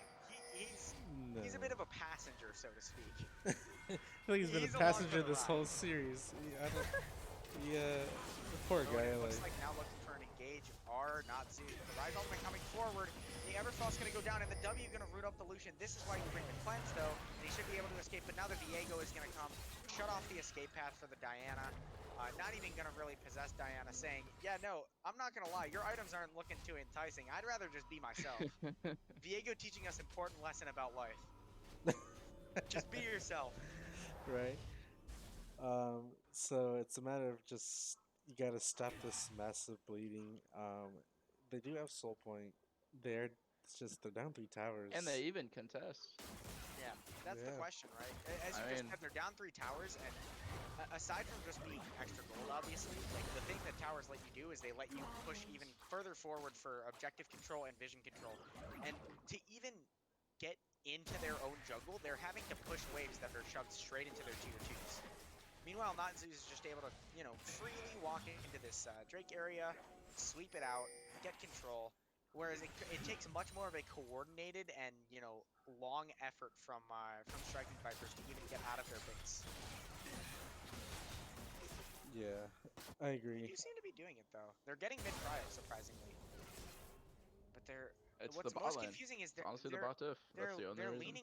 they're leaning topside. And I can't imagine why, because the Drake is spawning in 120. I feel like Baron definitely They- is not the next objective, right? They might want to trade Baron for Dragon, but I was just about to say Striking Vipers, I think, has to fight this Dragon, because if you don't, you can be like, okay, we're down too much gold, but by the time the next Drake comes up, you're gonna be outscaled. Their time is really running out. Ryze is now working on presumably the Archangels. He actually went for a Cosmic Drive second, which Cosmic Drive, generally speaking, for most mid laners is just a win more item. You build it when you're already far ahead. It gives you some nice extra stats. You know, generally you'll opt for a second item that's more along the lines of, you know, Banshees, Zonias, whatever, some sort of defensive item. But when you're this far ahead, if you are Jarmaga, you're able to just itemize the Cosmic Drive and get so much extra value and so many extra stats. Just trusting that your team and your beefy front line with the Volibear, Leona, Viego are going to keep you safe from any sort of pressure. Yeah, Dragon's up in about 25. Nosies definitely has the advantage.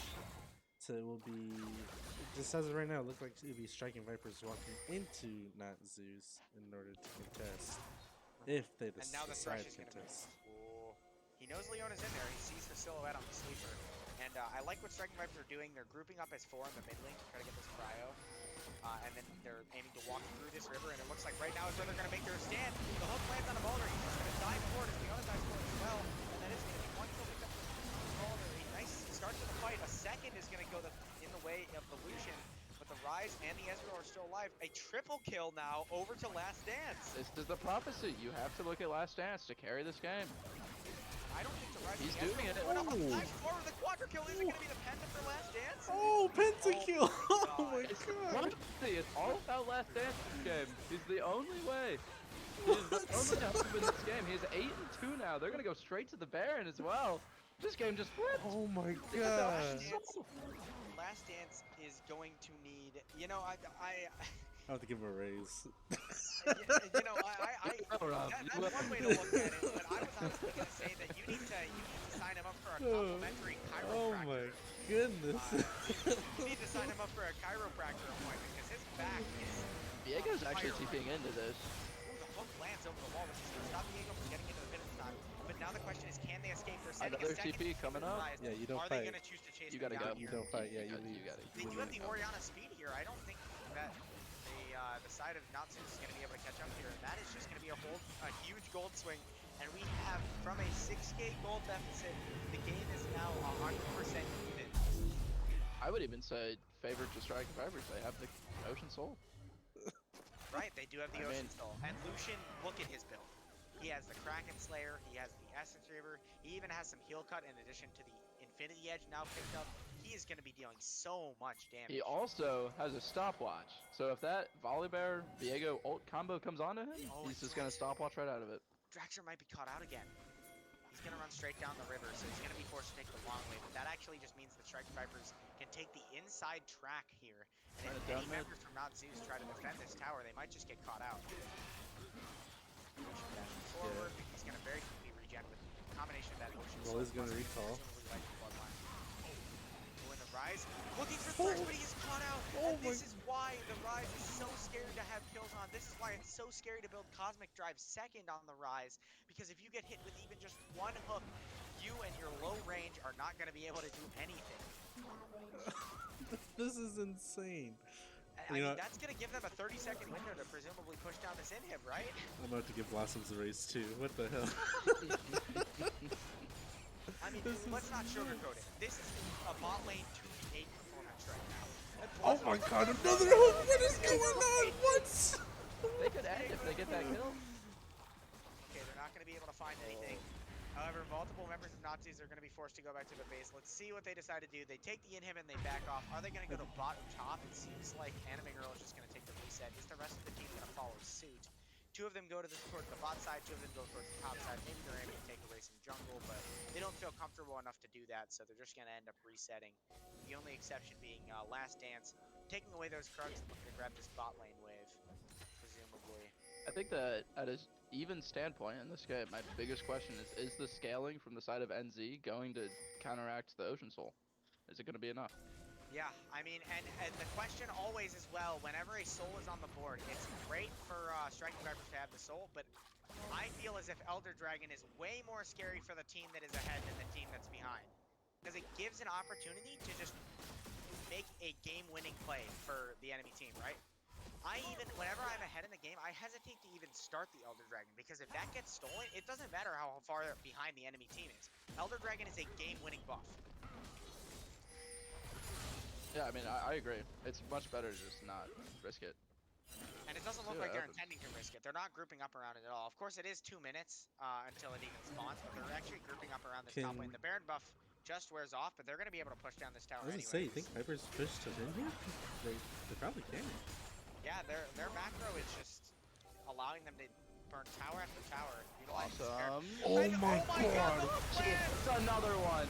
And that might be the game-ending fight. And they're driving to the backline and double kill with the Diana. 3 have already dropped. Both Diego and Leona are the only ones left. This should be game for Striking Vipers, as Diego is the only last defense right now. Draxel is just running back and forth. Blossoms! Oh my god, dude! What is I cannot happening? believe if you saw this game at this moment in time, you would guess that Striking Vipers were ahead the entire game. You would not be able to tell if they were ever behind 6k gold. And it is just a huge effort combined from Last Dance and Blossoms to bring their team to victory. A huge comeback, and hats off to the bot lane of Striking Vipers as they will take this series 2-1 as a come from behind victory in game 3. Okay, Last Dance aside, I think Blossoms is just. I think he needs a chiropractor too. The dude was a madman on the thresh. Did he miss a hook? Honestly, I swear to God, did he miss a hook? I think the answer is no, and the fact that multiple of those hooks were onto Ezreal is even more impressive, because that champion has 2 flashes. That is absurd. Oh my god, that was insane. Last Dance and you had to give it. Last Dance and Blossoms pretty much turned the tables. And a pentakill for Last Dance. A pentakill for that was huge. It was, and we were setting up that fight as like the last defense, right? Like that was their last chance. If they lose that fight or lose that dragon, either or, they probably just lose the game. Yeah, and not only did they win it, they won it huge. It wasn't even close. It was not even a close team fight at all. Oh my god. A beautiful Diana ultimate actually set up a lot of the kills for Last Dance, and he had the item spikes necessary to just pump out the damage in that fight, and that's exactly what he did. As we see on the damage charts, he is just so far ahead any other player. Despite how much we were kind of trashing on Minui for playing weak side Ezreal and getting hit with a lot of hooks, he actually was the biggest damage dealer, which I think points towards potentially a poor translation of leads from the top side. They got very ahead early, but that Viego and Ryze just were not able to do anything in the mid game. Yeah, and that's why, ladies and gentlemen, you do not quit. This is League of Legends. Anything can happen during a game, and I think this game kind of showed that. What was it? 20 minutes in that fight happened, and not Zeus had a huge lead. It was like 7K, and yeah, it all came down to team fight decision making, team fight mechanics. Striking Vipers were better on it.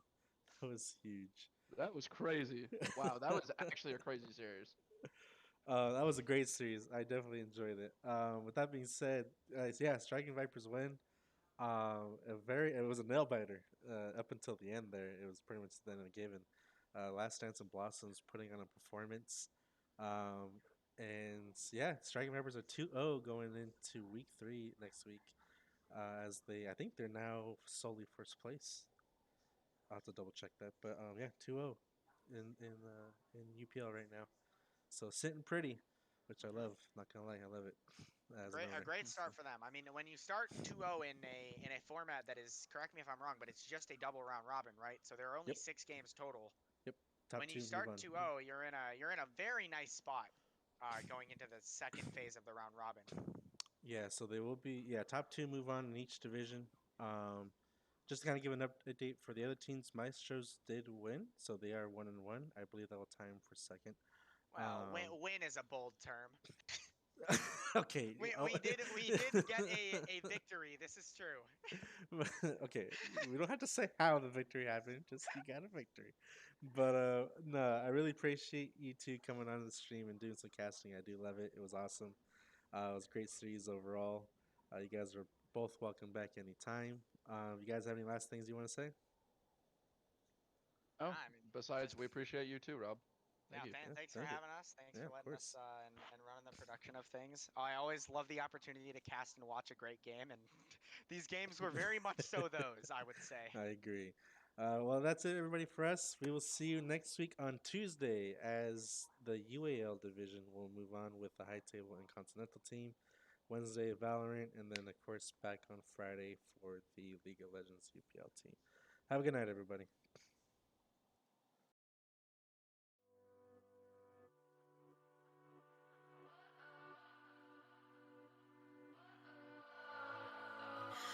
What does perfect even mean?